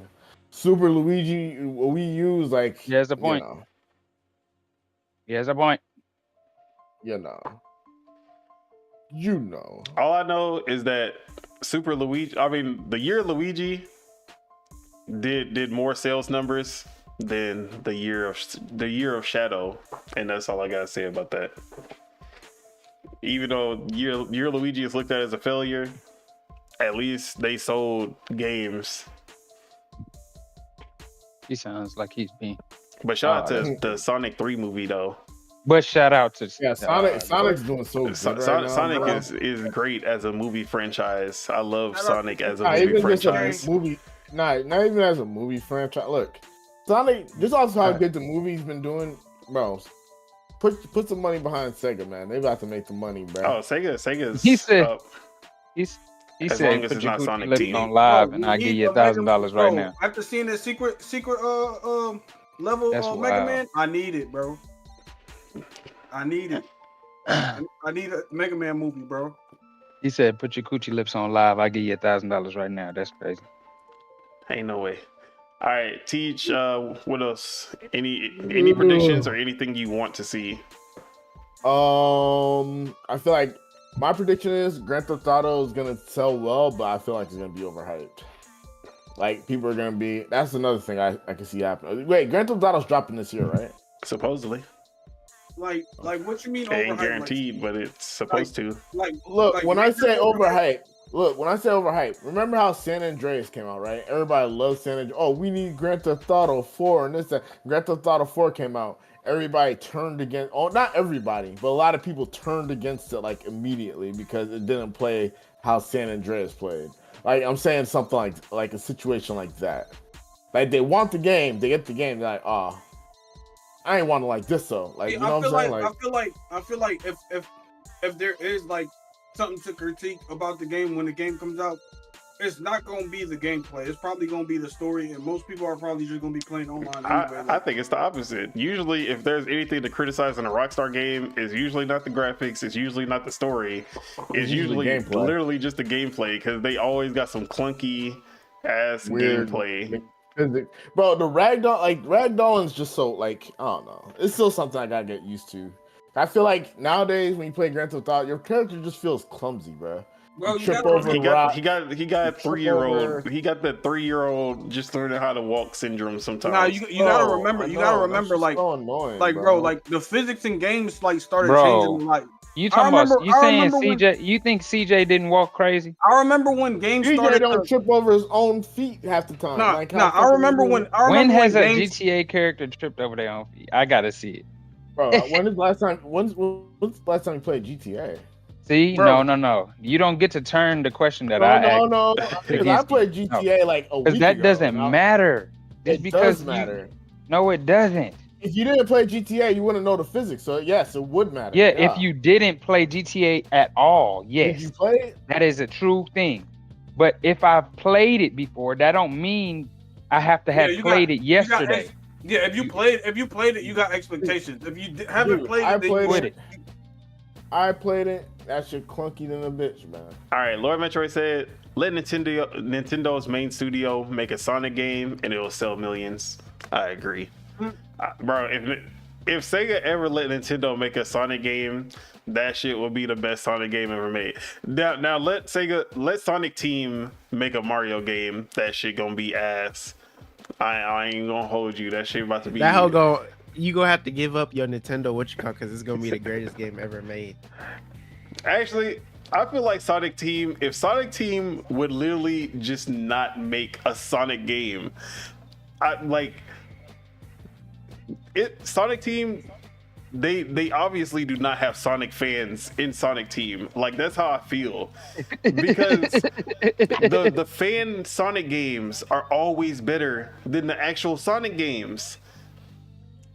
Even Sonic Mania was made by Sonic fans. Like, Sega basically got Sonic fans to make a Sonic game, and it was better than any Sonic game that they have ever made. To the point that they didn't even want to make Sonic Mania 2 because they were jealous of how good Sonic Mania did. So, like, why are the fans doing better than y'all at making Sonic games? And y'all have all the money, all the resources. So These boys be just trying to go to work. They obviously want to make, like, whoever's at Sonic Team right now, they need to make something that is not Sonic. Change your name. It's kind of like how people feel about Dragon Ball Z right now. Like the fan art. I mean, stories and stuff for Dragon Ball is lit, but people are still mad about Daima and Super and Kai. And you feel me? As they should. So yeah, that's how I feel about Sonic. Like, Sonic Team, if they just make a regular platformer or something that doesn't have to do with gotta go fast and then run into a tree or an enemy, like, they could actually make a good game. Because, like, Sonic Frontiers, now tell me why and you saying Shadow Generations, like, because Sonic gameplay is just not good, and they've shown that they can't make good Sonic gameplay ever since Sonic Adventure 2. Like, that was the last time, and ever since they got away from that, which I'm pretty sure the team has changed a lot since that game came out in 2001, I think. So, like, Sonic, like, they've just gone downhill since. Every 3D Sonic, and I'll say 3D Sonic because there has been a few good 2D Sonics, and there have been good 3D Sonics that are in 2D. Like, most of the game is a 2D Sonic that they keep transitioning. It's like, the more 2D Sonic you put in the 3D Sonic, that makes it better. But when you do a full 3D Sonic, like a Sonic Frontiers, that should be ass. So, like, Sonic gameplay just doesn't work. And then they got rid of Child Guardian. That's the worst of it. But yeah, like, Sonic gameplay. That's the worst of it. That's crazy. No. That's crazy for Child Guardian to be that's like, the best thing important that it's the worst. That could have been $1 billion, $1 trillion industry if they just. That could have been. That could have been a new. What's the little pocket pet? Tamagotchi, bro. They could have had that as a mobile app. They would have made so much money. I keep saying that they literally left money on the table by not making a Child Guardian mobile game. Bro, what? Hey, Waller. You know how many people would pay to up the stats of their child so that they can go slap their friends in karate? Yeah, exactly. That part. But yeah, or then, like, the different skins, like, they had so much that they could do with that. It'd be nothing but demons. It'd be nothing but demon ass childs everywhere, because it'd be nothing but people abusing these. Nothing but devilish ass childs all over the place. All right, but yeah, well, here's a prediction: we gonna see another bad Sonic in 2025. Oh yeah, they're making so much movie money. I don't care about the quality of the games. I agree. All right. I agree. Teach, was there anything else you wanted to add? No, that was it. Wait, Spitta just said, hold on. Chuck. And I'm back. Oh, okay. Spitta, anything you want to see in 2025? Any, like, I guess either like changes or things that you just want to continue in 2025 seeing, and then any predictions that you have? In 2025, really, I can't wait to see. Pretty much, I can't wait to see who's about to be the next new characters for Street Fighter. Next new characters for Tekken. Can't wait for City of the Wolves. Waiting for the release date of the Capcom collection. Can't wait for that. Can't wait to see what the Switch gonna look like. Obviously, Grand Theft Auto 5. I said 5. Grand Theft Auto 6. For sure. That's obvious.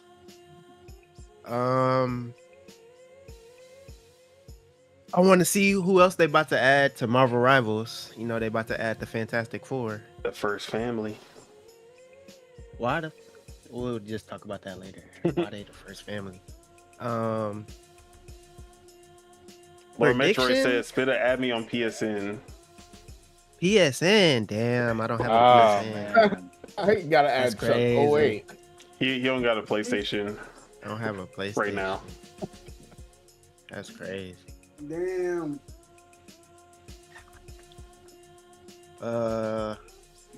Damn. Predictions? More people in here have Game Pass than have a PlayStation. That's crazy. Yeah, we definitely primarily PC and Xbox. I predict they're probably gonna drop some.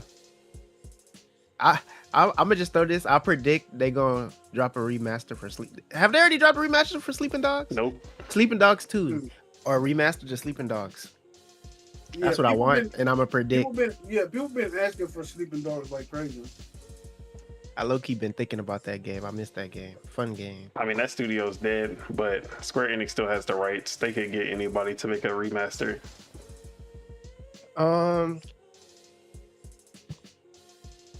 That's pretty much. I don't really have no predictions. I mean, it could be predictions on how you think Xbox or PlayStation or Nintendo, how the year gonna go, or I feel like anything gets delayed. GTA 6, is it gonna make 2025? I feel like PlayStation still gonna finesse. Putting this in the plug. Xbox still gonna get hate. I feel like they're gonna do their thing, but they still gonna. I feel like they're gonna do their thing, but stuff is going to probably happen where they're not gonna like it. Like that shit. Whatever happens is gonna be bigger than like the small stuff they're doing. Because you know how people look at it stuff. It would be crazy if Gears of War 5 came out. That's a Gears of War 5. The new Gears of War come out. Gears E-Day came out this year. Lord Metroid says GTA 6 will get delayed. It's not making 2025. See, I'm thinking that too. I'm thinking that's one. I'm like, man, I feel like he's trying not I feel to like see either them that exist. or either GTA 6 gonna get like pushed back, or I feel like because they're not gonna have the online thing, so I can't really say that yet. Like a lot. He asked me how I feel. Nah, I'm saying, but you know when you get on the essay and they be like, don't use this word a lot. My boy been saying, I feel like.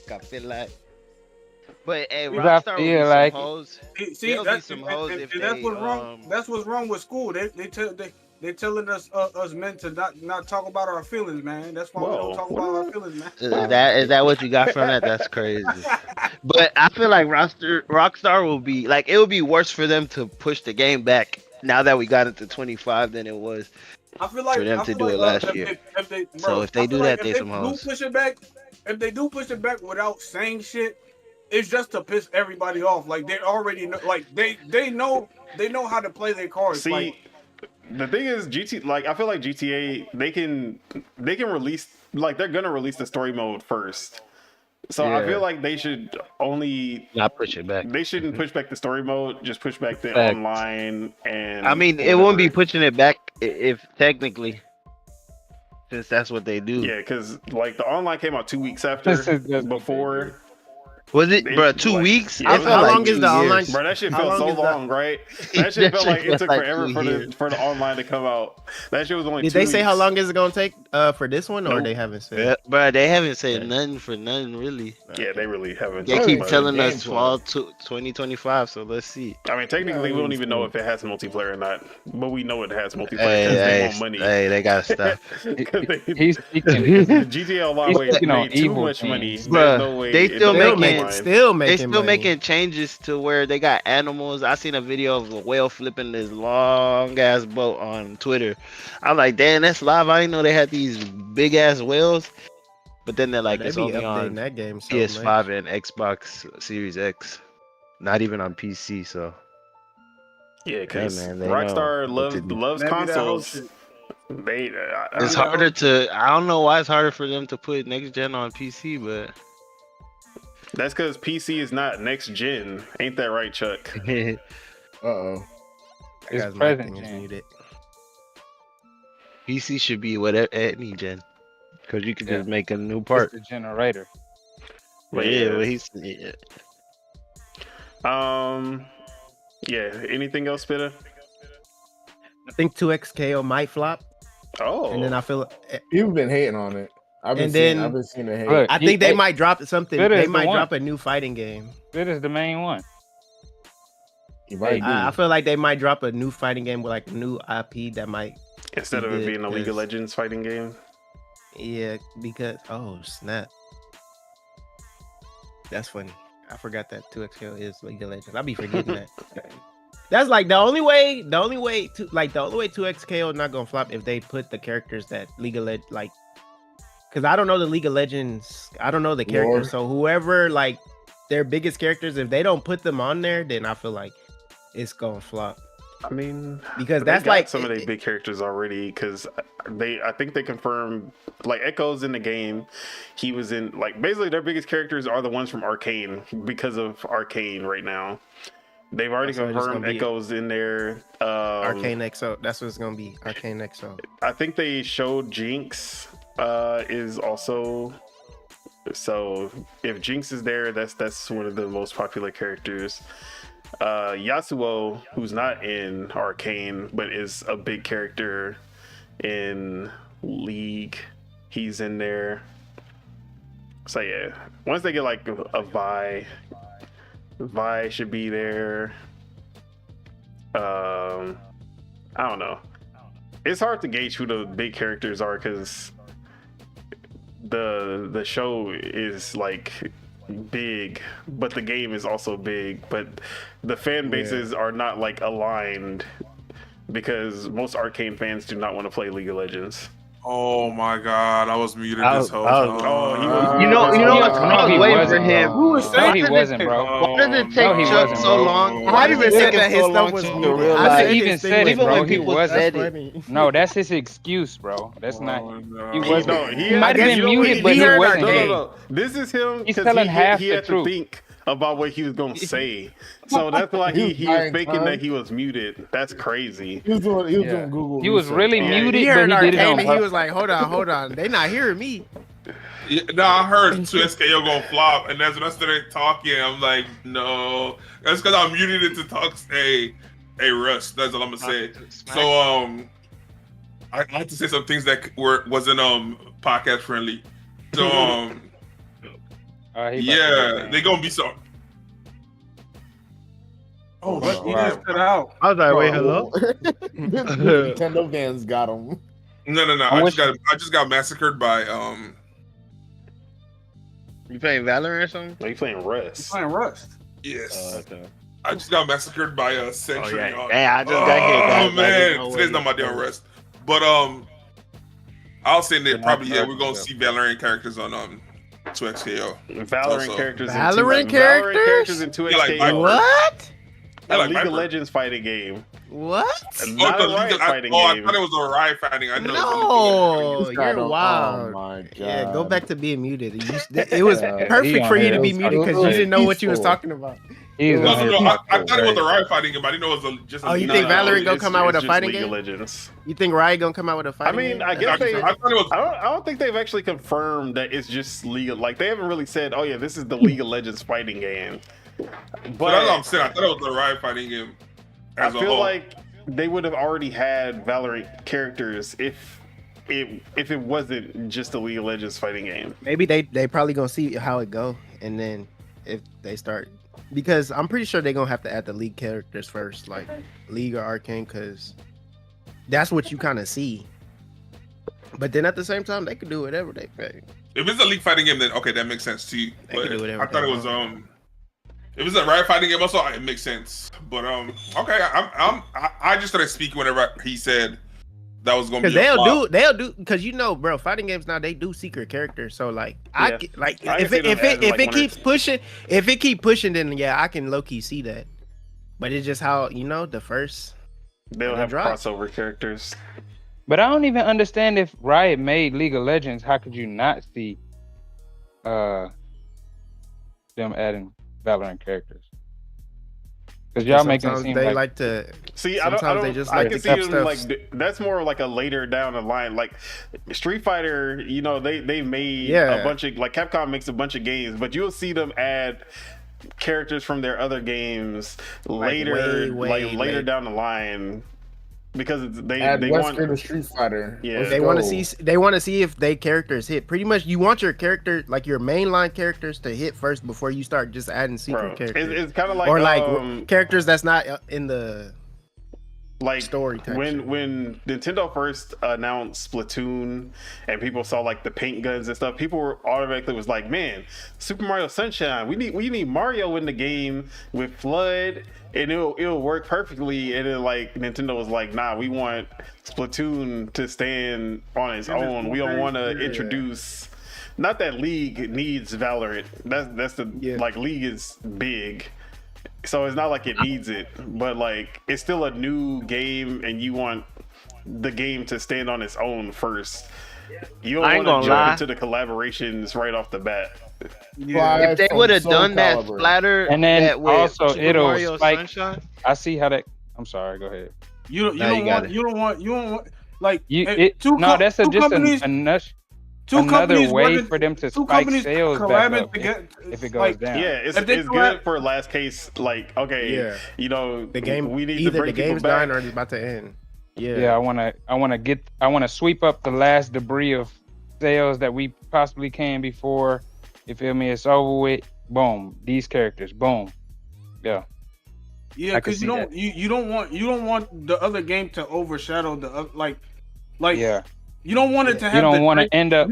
You don't want it to have the Drake effect. Oh, I hope. Don't do that. No. Hold on. No.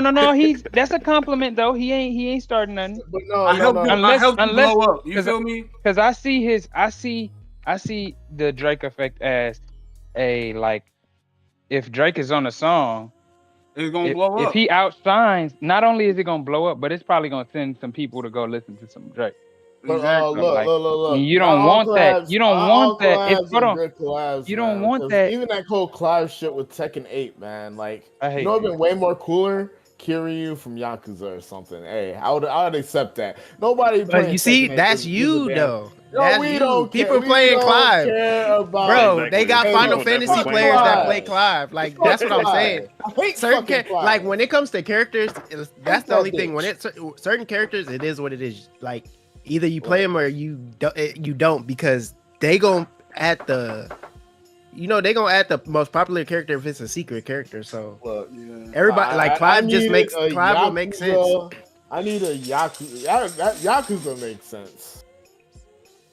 No, the Yakuza person will be on Virtual Fighter. Why would he be in why would they do that? He's gonna be in Virtual Fighter. He's a regular guy. They just dropped the. I know you don't, but why would Sega do that? They have to act Sega. That's the thing with TJ. Everything is I. They trying to get more than just one. Like they need Virtual Fighter to target. So why would they not use? It's supposed to be focused on TJ only though. Did Tekken drop Waffle House or not? You feel me, Deontay? Nah.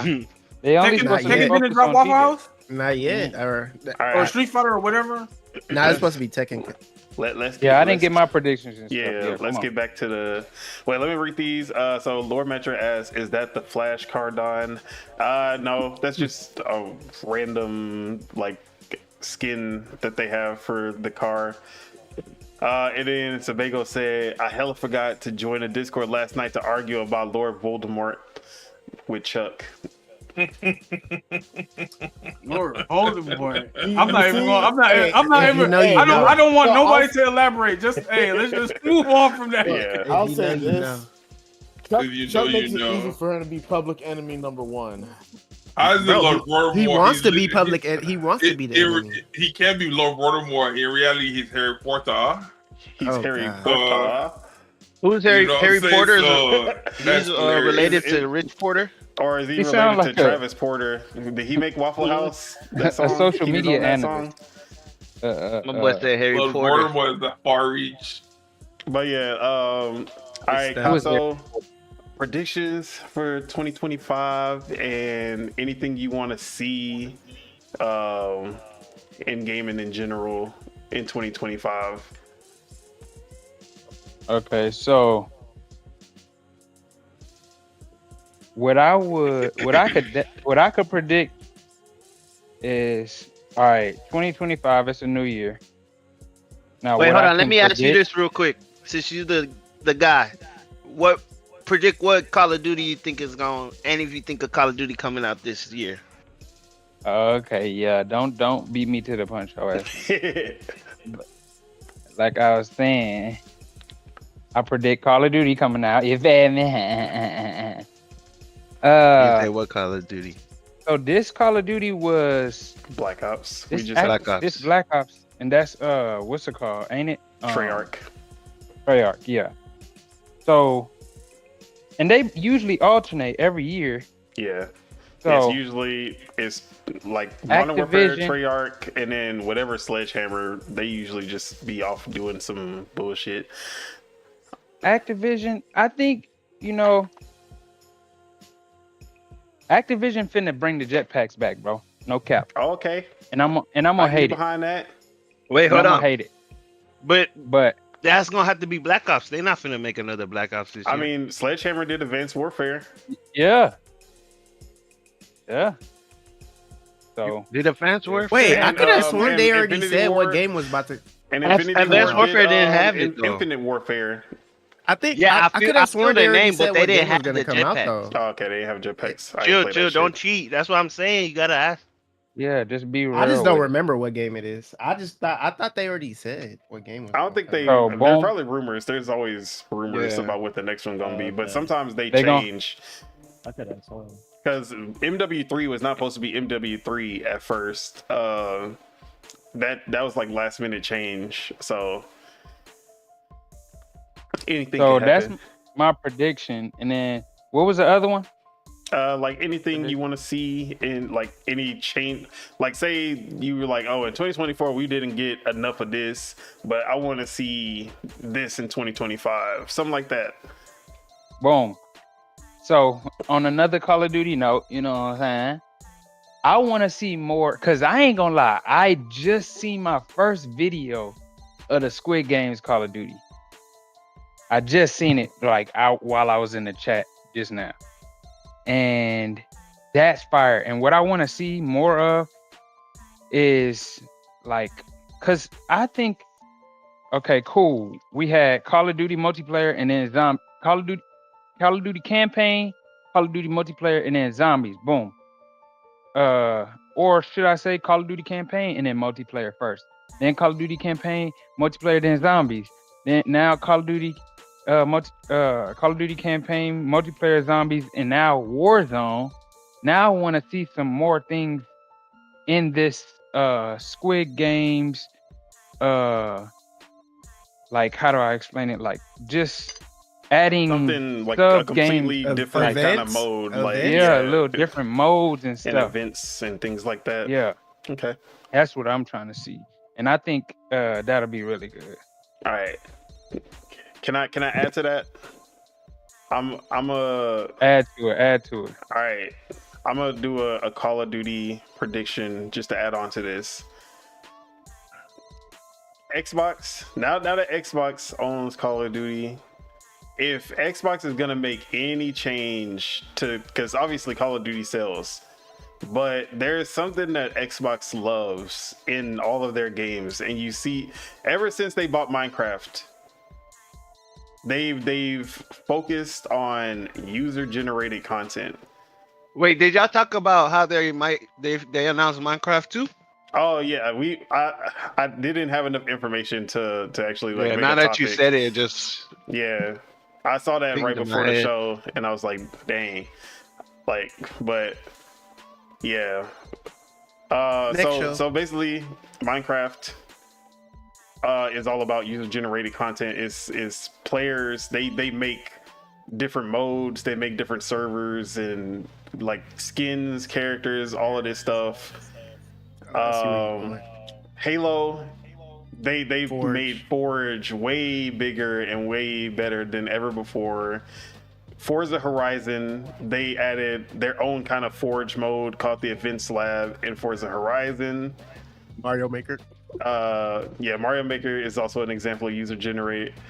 But Xbox, they love user generated content because it keeps. They don't have to force. Yeah, Starfield with the mods. So it's because they don't have to force content out like at a certain pace. Because the users will make the content for them. Yeah, nah. And you're speaking facts right now. What are people complaining about right now with Call of Duty? Where are the There's not hold on. Run it back. Run it back. What was you saying? Hey, he's basically saying that Call of Duty needs Forge. They're gonna add a user like a Forge mode to Call of where Duty people can make their own maps. Like, they can make maps and stuff they can like customize different game modes and stuff like that. Oh, and then we're gonna get back into Michael Myers. That's the big thing for Michael Myers. Exactly. That would be a big thing for Call of Duty. Because you know the game mode that people will Jawad, what's the name of the game mode where we play with the moving stuff? Oh, the box where you get to turn into a box or I know what you prop hunt. Yeah. So you know how crazy it would be if niggas could make their own maps and like items and props. Like, yeah. So basically, what Fortnite is doing, what Halo. No, that'll get wild. Yeah. Call of Duty still does not. That have would change. That. Yeah, that would change. I feel that would like actually that would make be them go up. a big one for them. Nah, you speaking facts. They need that because I know people, bro. People people have been playing Call of Duty for a long time, so it's like people gonna be making some good stuff. People gonna make good stuff. People gonna make wild stuff, but look, you gonna get live things. That's what I was gonna say. It's gonna be live. Sledgehammer remake maps because you know they love remaking maps. The players will remake the map for you. Yeah, exactly. That's gonna be and the not first only thing that, they do. but not they only just that, added an old map. map.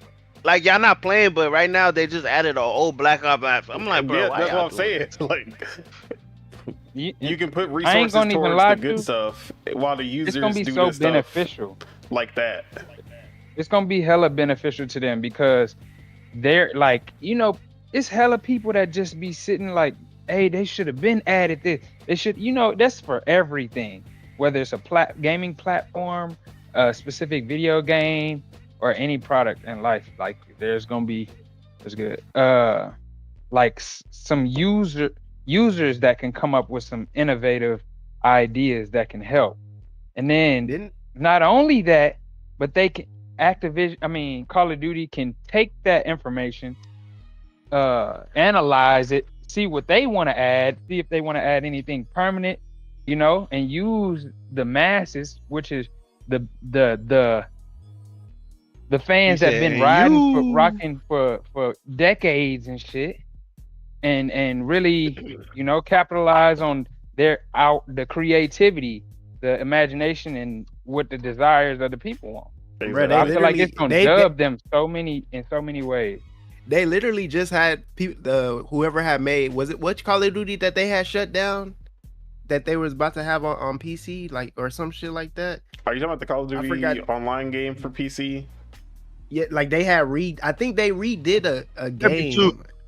Yeah, MW2. I had signed up for it. Yeah, you could sign up for it, and then like they shut that shit down. Like I think like 2 days or a day before it was about to drop. Or because when that thing went viral, because that whole went viral because everybody was, because so people are already doing shit like that. So it's like, bro, it's simple. That's how how Randy was talking about how they just scratched it and gave us MW3. That's basically what they did. They gave us the same game. Same game, yeah. That's bro. That shit funny. So yeah, that was my little Call of Duty prediction. Just to add to that, was there anything else you wanted to add, Casso? No, I think that's it for the most part. All right. We've got Ace and Chuck. All right, so Ace, anything you want to see in 2025? More of, less of, and then also any predictions you may have. My prediction is Xbox continues to kick PlayStation's ass with the games, and I'm ready to see more day one titles, even though we're getting enough. Like I'll take like indie titles. I don't even care. What else am I ready to see? I'm ready to see the Switch, everything, the prices, the specs, the real actual Switch.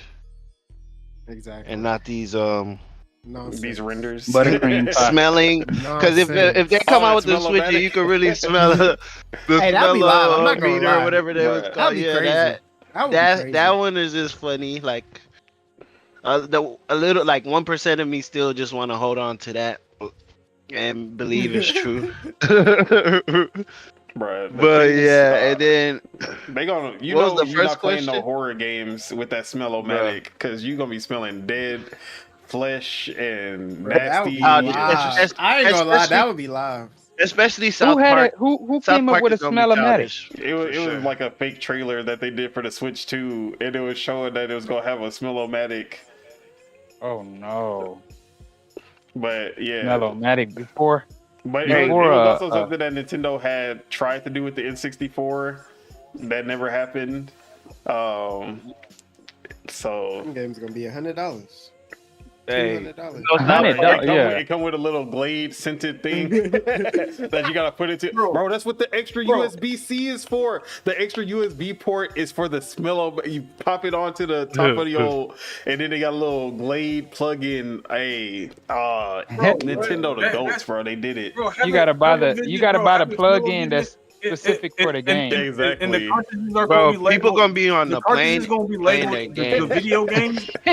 It's crazy. Like Somebody gonna They be gonna like, have, "What's no. that smell?" Look. Hey, Avi. They're gonna. Hey, you know how if your audio is too loud and you're in an environment, you put your headphones in. Yeah, they gonna have the nostril plug. People gonna pull like you know how they tell you pull the mask for emergencies. They gonna start pulling the mask. Bruh. But what was the first part?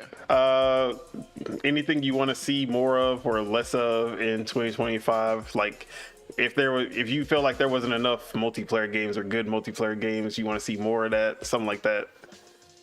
Yeah. Okay. So basically, we gave them enough years. We got enough single player games. I definitely do want to see.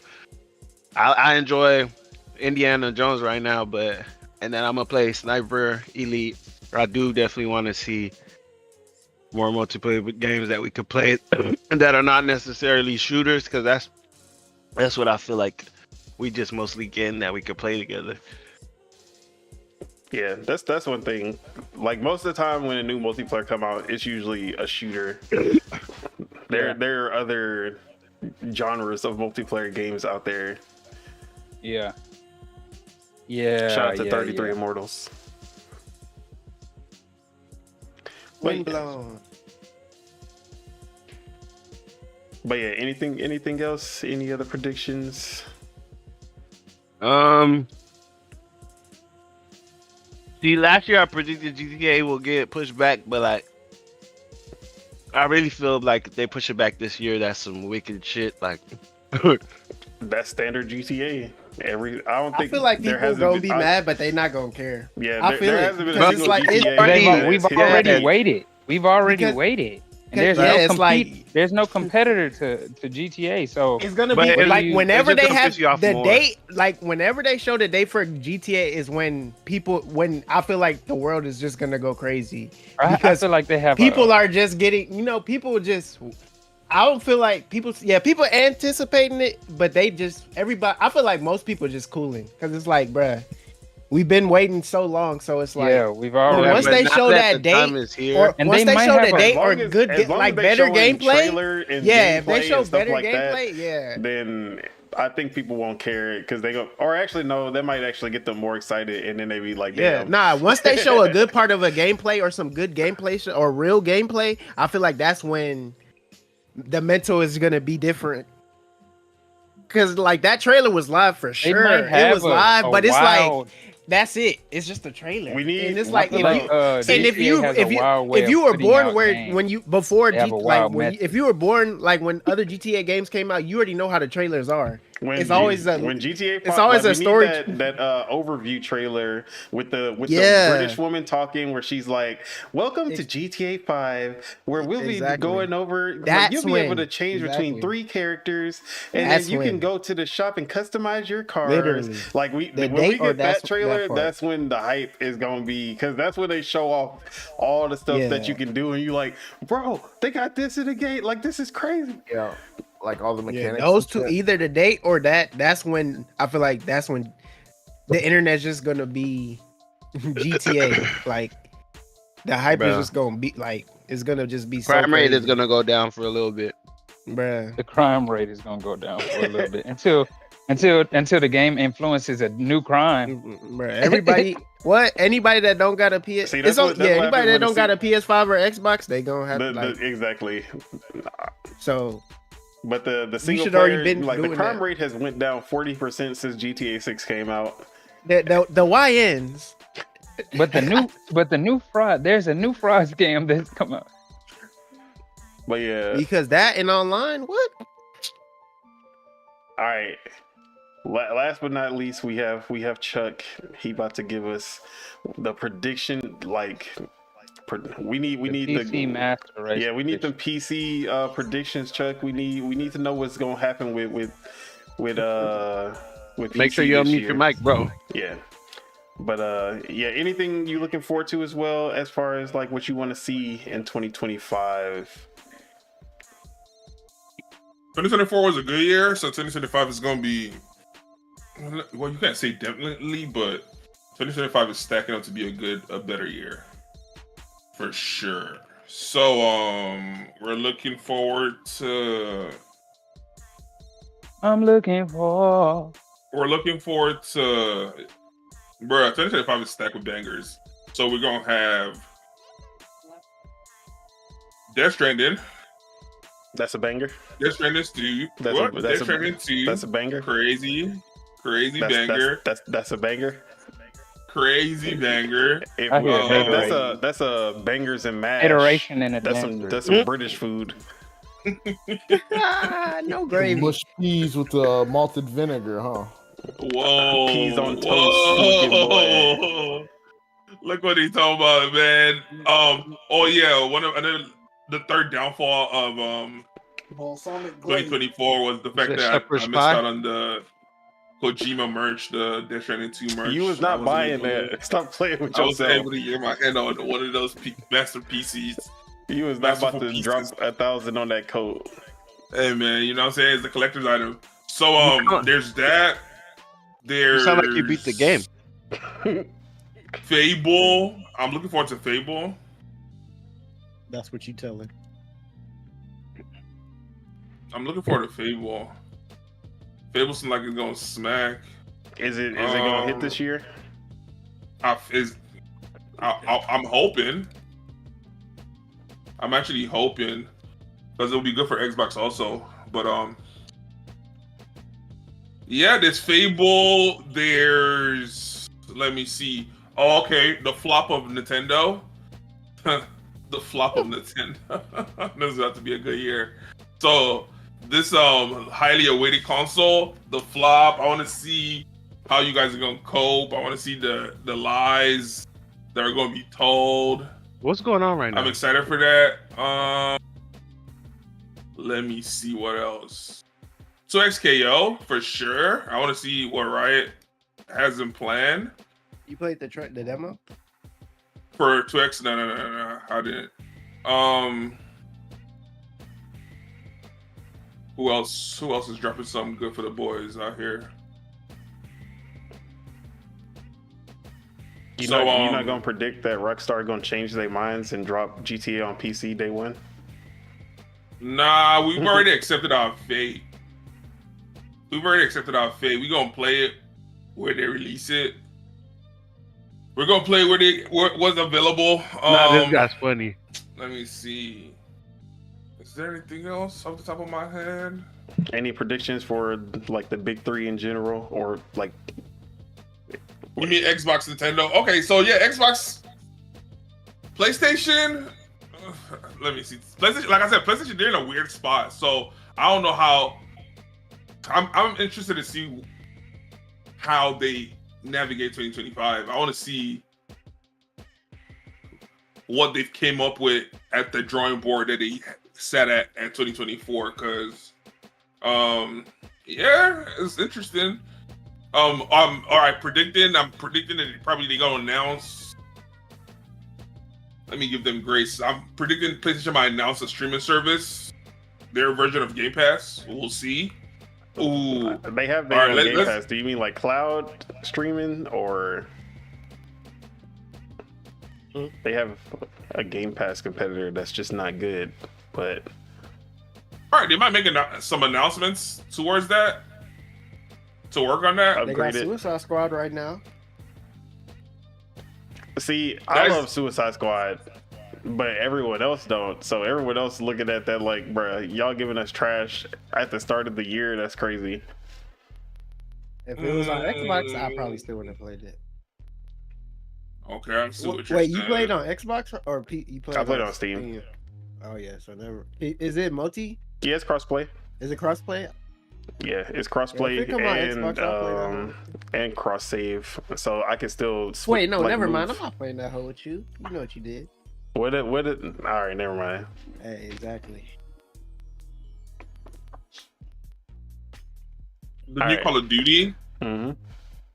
The new Call of Duty, like Deontay said, we're looking forward to that also. Okay, all right, so new Call of Duty. See what updates Valorant have, new characters. See what Riot cooks up for 2025. For sure, we're looking forward to GTA. Let's see how that whole shakes. Let's see how that whole shakes reality. Who else? New character about to drop probably either in a few.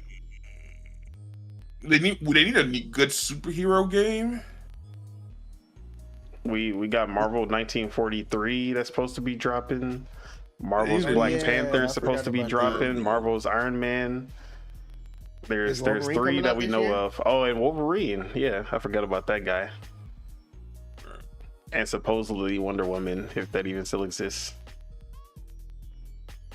So that's basically what I'm. Pragmata. He's being sexist. Bro, that game supposed to have came out. That's why he said that. He didn't specify. They actually hoeing us because they using one of the best game mechanics in a game, and they like, holding out for this game. I'm about to play that. What? I'm about to play that shit. That's for that. Just more whatever multiplayer games that is gonna be fun for the guys. I'm down. Let me see. I'm scrolling down. Yeah. Avowed? Psych. I don't know. I don't really care about Avowed like that. I'm gonna try that game. Let me see. Like a Dragon. Nah. I'm gonna try it. Oh, all right. So yep, I'm excited to see Fragpunk flop. Oh my god. God. This guy. I'm excited to see this guy. Fragpunk flop. That's crazy. You know, it'd be funny if Fragpunk actually ends up being better than Valorant. That might be hilarious. I mean, it's better than Valorant. I don't know if it's going. It's going to have more players. It's 2 different. I'm not gonna lie. I don't think it's going to have more players. That's why I was like, whatever he's saying is what you call. I'm excited for Dune. Ooh, I'm excited for Doom, and also I'm excited to see what Dune, the podcast, The Awakening, does. That's gonna be crazy. Hey, sir, it sounds like you're cheating now. Sounds like you're reading the list on the computer. Like, Ghost. I'm interested. Okay, yeah, for PlayStation, I'm interested to see what Ghost of Iote, how that does. Let's see how people receive it with the. We also interested to see if you're gonna get a PS5 this year. Yeah. For Death Stranding and Astrobot. Add that to Ace's list. His most anticipated. Add that to everybody's list, actually. Everybody. Not everybody. I already got one. I want to see how the game fares. No, I'm saying add when is Chuck gonna get it to everybody's list. Wait, Chuck gonna get what? A PS5. Hey, all these games better come to PC. Like PlayStation. PlayStation Master. What? So if Astrobot never comes to PC, you just gonna start hating on it? Yes, I might end up. All right, The thing is, the future. The thing is, He said, it has no. They have no. the choice future's but to. bright. The future's bright, huh? No, they have no choice but to. Like Darkness. They have they have no no. choice. They have no choice. Oh, he was about to say Yes. something. They have no They're making choice, demands now. He was about to start something with Doc. bro. Look, and also God, no. one, they have no choice, and then two, they're not even in a position. Bro, they gotta copy Game Pass and put They don't have no choice, and they gotta two, they're not even in a put position to be like. So Sebago said he excited to see Sony shorten the wait time for those PC ports. They Hello? have no exactly. They have no choice, and they don't have the. They're not in the position. Yeah, I see for that's that. gonna happen. Hey, It's looking like that's one of my gonna happen. predictions was gonna be Ghost of Yotei is gonna come out within 6 months to PC. So it was gonna be the shortest from drop to from PlayStation drop to PC release. It's gonna be one of the shortest. It's gonna be the shortest Watch it be 2 months. Y'all not excited for Skate? Bro, Hey, I ain't gonna lie to you. I played that Skate beta 3 years Hell in a row. no. I'm tired of that. I hate that game now. I'll 3 years in a row. I'll play it. Don't get me wrong. I'll play it, but No excited for it. Nah. I'm waiting to see. No I'm waiting textures. for I it. don't think they put that much into it, bro. When I was playing it, I'm like, bro. You gotta put I roller guess. skating on there for me to fuck with it. Another big shout out to They Xbox. I'm should add excited different for. skating things like. It's gonna be free, so I'm playing. Yeah, it's free to play, so I'm gonna play it. but Yeah, exactly. It's free They to should play. put I'm snowboarding all on hype. there. They should put That's just Well, Riders all- Republic on Game Pass. Exactly. snowboarding add a on there, scooter, roller bike. skating on Yeah. there, Riders Scooter, Republic bike. is free, bike. but you got to I mean, pay bike. Yeah, to do you that. should play Riders Republic, Caso. Oh man, It's on Game Big Pass. salute. Oh, okay. That's the My best. bad. Everybody done? Yeah. All right. So big salute to Xbox. Sound of Midnight. We're excited to see that also. Subnautica 2. Ooh. All right. So Hey, now Chuck. I gotta beat Subnautica 1 and Oh my god. 1 for sure. I gotta beat that, and I want to One? say the challenge side quest is beating Ice, the Subnautica Ice. You know what's crazy? We're gonna be here all day. This guy's on a website he's reading. reading, yeah, but he's trying to make sure he's participating. That's why, because he wasn't paying attention the whole time. You see, whenever you try to give good production for the I audience, had my answer already Your own ready from the homemade, first person. like Your you just- homemades? I'm just about to ignore the. Everything I said came out Better. off the Just dome. let him finish. Off the dome. I'm excited to see Mafia. Like this is literally what you're supposed to do, guys. Do better. Mafia, the old country. I want to see that flop. Wow. I'm sitting with my popcorn. Let's see how that plays out. Who else? I want to see Spitter. I want to see Spitter play Outer World 2. That's gonna be hilarious. Gears of War E-Day. Let's see if they announce that. You already know. We'll see. I'm excited. Let's see. I'll put my foot back in Gears. I'll put my foot back in the realm of Gears. I don't care about Deadlock. Valorant loser. All right, and that's it. Okay. Hey, and Chuck got me banned from Valorant for 24 hours. Dang. Who quit? Who believes? Who He believes? said he quit. Nah, it was a language barrier. That's all. Oh yeah, that makes sense. Ah man, look. It was All a right. language barrier or gender barrier. Which one was it? It was that too. Not him. Yeah, I already know. And it was an age barrier. Too. It was a lot. It was every barrier.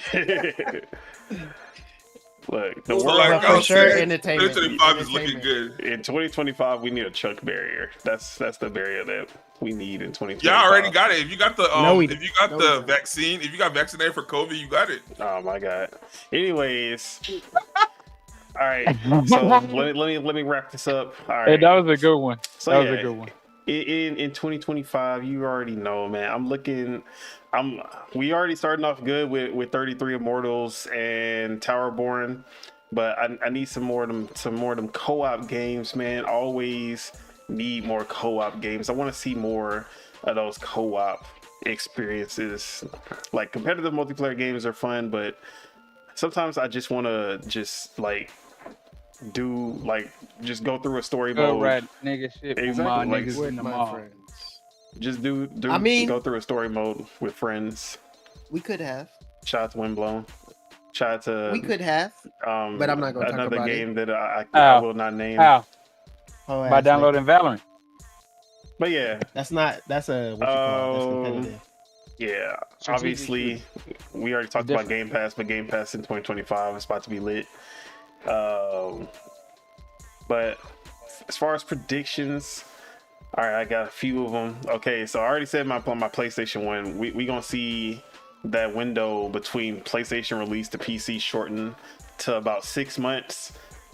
6 months. I'm gonna leave it at 6 months. By the end of, like, when Ghost of Yotei and Death Stranding, all that come out, it's gonna be 6 months from PlayStation to PC. We're gonna see at least 3 non-PlayStation Studios titles get ported to Xbox, but like basically they're second party games. So we already saw Death Stranding come to Xbox. I think we're gonna see like Rise of Ronin, Stellar Blade, Helldivers 2. Those type of games, they're gonna come to Xbox in 2025. All right. See that. Prediction for Xbox. Every game will get a PS5 announcement date that comes out in 2025. They're gonna, and it's gonna be like 3 to 6 months after. What do you mean? I can see that. Like last year, they started ported, like Xbox started putting their games on PlayStation. And you feel like all games that Now, come out in 2025 are going to be on PlayStation? They're gonna just say, yeah, all of our games are coming to PlayStation. From Xbox? Yes, from Xbox. All of them. And you mean ALL? Yes, every single one. Halo, Gears of War, everything. Forza, Fable. Ah, man. Everything.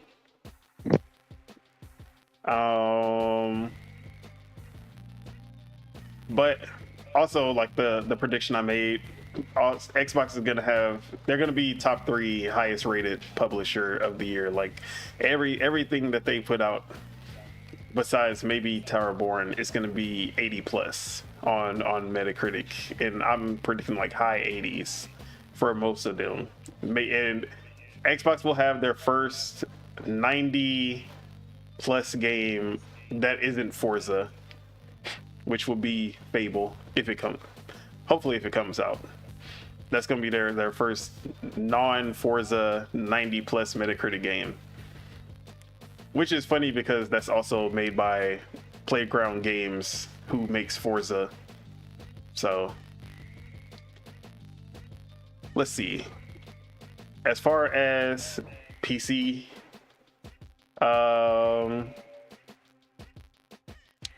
the PC handhelds are still not gonna be big. They're still gonna be in that 10 million at max range. But Steam OS is gonna be a big part of 2025. We gonna see that Steam OS pop up, and it's gonna be on every device from now on. You're gonna see Steam OS instead of the Windows for those gaming handhelds. Let's see. It's also a PC. PC is gonna continue to grow, and Steam is gonna break their all-time record again in 2025 as far as players go. That's an easy one.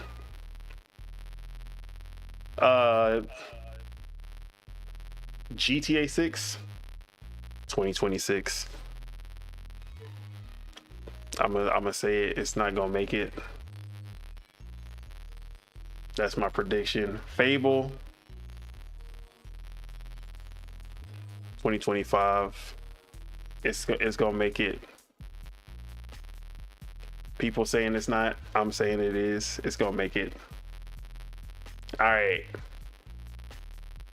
The Switch 2 launch title is gonna be Mario, 3D Mario, and Metroid Prime 4 will be a simultaneous Switch 1 and Switch 2 release on the same day that the Switch 2 comes out as well. I need to play Dread. I ain't gonna lie. Mario Kart 10, which I'm predicting that it's going to be 10, not 9, because Mario Kart Tour is Mario Kart 9. So I'm saying Mario Kart 10 is going to come out this year, shortly after the Switch's launch, not day one. And don't you mean Mario Kart 9? I said 10. That's not how numbers work. That is how numbers work, because Mario Kart Tour is the 9th Mario Kart game. So yeah, I'm not buying it. All right, put some respect on it. Yeah, I'm putting respect on Mario Kart Tour as the sequel to Mario Kart 8. Anyways, got your ass. Pokemon Legends Za. You on that Za? Yeah, Pokemon Legends off that Za. They gonna what's it called? They're also gonna release simultaneously on Switch and Switch 2. Or actually, I shouldn't say, it's not gonna be two different versions of the game. They're gonna have a Switch 2 enhanced version on the Switch 2 when it comes out. So yeah. And that's gonna come out in November, like most Pokemon games do. Alright. I think that's all my we're gonna see Call of Duty on the Switch 2 this year. You're lying. I'm not buying that. He's tapping now. And I mean the 2025 Call of Duty, not Black Ops 6. But hey, if they got it on the phones though, man. If they got it on the phones, man. Not Call of Duty Mobile either. It's gonna be the newest Call of Duty. It's gonna launch day one. Like when it comes to PS5, Xbox Series, and PC, it's gonna come to the Switch 2 at the same time. So I'm putting that out there.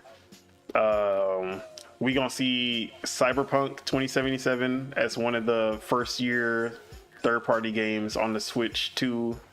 Call of Duty gonna be like music out on all platforms. And go check out the link in my bio. And Final Fantasy VII Rebirth / Remake is gonna come to Xbox and Switch 2 this year as well. All right, so PlayStation, they're gonna release. They're gonna, besides Ghost of Yotei and Death Stranding 2, and not including MLB The Show because that's every year. They're gonna release 2 more first-party games, and that's it. But then 2026, they're gonna have a big year. But I think the dry spell of 2025 that's gonna be the last dry spell that they have. I already said that their game's coming to PC earlier. And as far as the industry as a whole, I think we're gonna see less layoffs than we saw in 2024. Not by much, but instead of like 25,000, 30,000, it's gonna be like 15,000. You know, like 20,000 max. And I expect the first round of layoffs to happen this month. And Xbox will be included, and PlayStation will be included, but not Nintendo, because they the goats. Glaze. I'm playing. He wasn't playing. He was dead ass Glaze. I'm gonna stand on him for you. Yeah, I think that's every... I'm gonna stand on him for you. Quit glazing. Glaze Master 3000. A Nintendo game will win Game of the Year at the end of the year, and I will be Publisher of the Year at the end of the year as well. That's also a prediction. And yeah. Glazing. He glazing again. That's my predictions right there. He glazing his own homemade donut. That's wild. But yeah. Anything else y'all want to say before we wrap up the show? Now he think he Bernie Mac. I'm straight. I think we covered everything. All right. With that is it. That is all we have for you guys today. Thank you, everyone who tuned in. Had a lot of new, not a lot of new commenters in the chats, and we do appreciate all the good people for leaving comments. Shout out to the chat. Yeah, shout out to let me actually make sure I get everyone. We had Nord1, Ghost Fixter showed up and subscribed. Norg1, my bad. Norg1, Be Nice, shout out to Be Nice. Obviously Lord Metroid and Sith Lord were in here as well, and some bagels. Shout out to them boys. But yeah, shout out to and then I forgot about I can't scroll all the way up, but there was one more, and he was at the beginning. My bad. That's crazy. But that's crazy. You know what I mean? We gonna shout you out. Yeah. Ah man.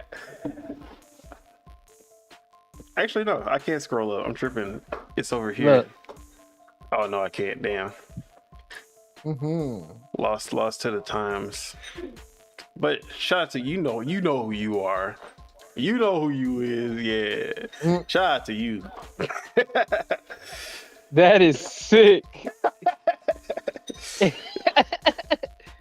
All right. But yeah. Where was I at in my outro? Yeah, make sure you guys hit that like, because we love you guys and it helps us grow this channel. If you're not subscribed, make sure you hit that subscribe button, and so you can stay updated for when Project Untitled is back. Let's go ahead and get in the outros out the way. First show of the year, at least for Project Untitled. Spitta, year-round Spitta, where can we find you? What you got going on? Year-round Spitta on everything. You can find me playing Street Fighter, still learning Rashid, Marvel Rivals. Damn, it was something else. Oh yeah, and I'm about to try to beat Yakuza Kiwami and play the second one, so I'm gonna be playing that too. All right, prediction for this year for me: I'm gonna beat all the Yakuza games this year. Ah man, you said that last year. Not happening. Hey man, it's gonna happen eventually. You'll freestyle anything. But yeah, is that everything? Yeah. Eat. Then we have the woke dealer, Cap King Casso. Where can we find you? What you got going on? You can find me on IG at the woke dealer. You can find me on Twitch at the woke dealer, and anything else, any other platform that you would like to check out any of my very informative and thought-provoking content, you can find me at the woke dealer. I'll probably be on Valorant and Call of Duty this weekend. I'll probably be trying to focus on beating the campaign of Call of Duty, because I still haven't done that yet. I appreciate everybody for tapping in, tuning in, sharing the page, because y'all have really been creating a lot of traffic for this podcast, and we really appreciate it. We just want to be able to have genuine conversations and interactions with people that are interested in what we're interested in, which is video games. Video gaming, nothing but the video gaming, you feel me? Because if you knew better, you do better. It's Snow Game, we snow better. Appreciate it, boys. That's what's up. And ladies. All right. Year-round Chupu, where can we find you? What you got going on? You are muted, probably, possibly. Or he's not here. All right. The Spirit of Truth, Lord Mars. Where can we find you? What you got going on? I just been binging shows and stuff right now. But yeah, y'all can find me at Twitch at The Lord Mars, and you can find me on YouTube at Lord Mars Gaming. I was streaming what's that, Stalker 2? Oh yeah. But I was having some audio issues the last 2 streams, so I'm probably gonna hop back on there whenever I get my audio situated on Marvel Rival stream when? Oh yeah. Sebago said, "Tell Caso my game of the year in 2024 was Black Ops 6. That campaign is fire." Oh yeah, and when we hopping on Sons of the Forest, man. Since everybody here. You gotta talk to my agent. Oh my god. There we go. Look, y'all see, you get a little bit, get a little bit of views on YouTube. Look how they act, man. It's crazy. Look how they switch up. That's crazy. Why you shoot that man in his Johnson? Hey man. He was, you know what I mean, Johnson & Johnson. This man is through the wall.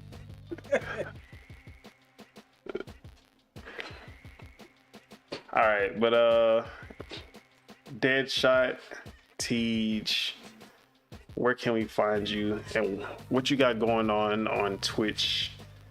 Playing games with viewers. I'm playing Tekken and Smash and Fortnite. And what else am I playing? Everything sucks now. I'm not gonna lie. I'm about to give this shit up. Now. But yeah, twitch.tv/deadshotteach is the only place you can find me. Yeah, I saw some drama going on in the Discord. Some crazy situations that I'm not going. Yeah. No, I'll talk about it. Look, someone was cyber stalking a 19-year-old for 5 years, which you could do the math on that, and it stole her whole identity and catfish as said teenager, and we all that got exposed, and we had a big Maury episode. We had a Maury episode about that shit. Yeah, I just caught the gist of it. I be going through your Discord, and it's always some wild stuff going on in there. First I saw Teej Harvey, and I was like, bro, what is this? I beat the Teej Harvey allegations. Don't even ask what that's supposed to mean. But yeah, y'all should check out his Twitch and his Discord, because it's kind of hilarious. And it's chaotic, bro. Yeah, it's chaotic. That's all I can say. And for Euron Chukwu, you can find him at Euron Chukwu on everything. Euron Ace, he is Euron Ace with a 3 at the end on Twitch. So yeah. All right. As for myself, Don Otaku, you can find me on Twitter at PastaFeet F3ET, and then also you can definitely in 2025 eventually find me more than 2024 on twitch.tv/Don Solo SOLOW. And of course, you can find me right here on YouTube, because not only do we do the Project Untitled Gaming Podcast every Saturday, we also do the Dual Wield Gaming Podcast with my boy Sebagos, who is in the chat. So yeah, make sure you guys tune in. I had audio issues on the first episode of Dual Wield, but I did just re-upload. I fixed the audio and re-uploaded it.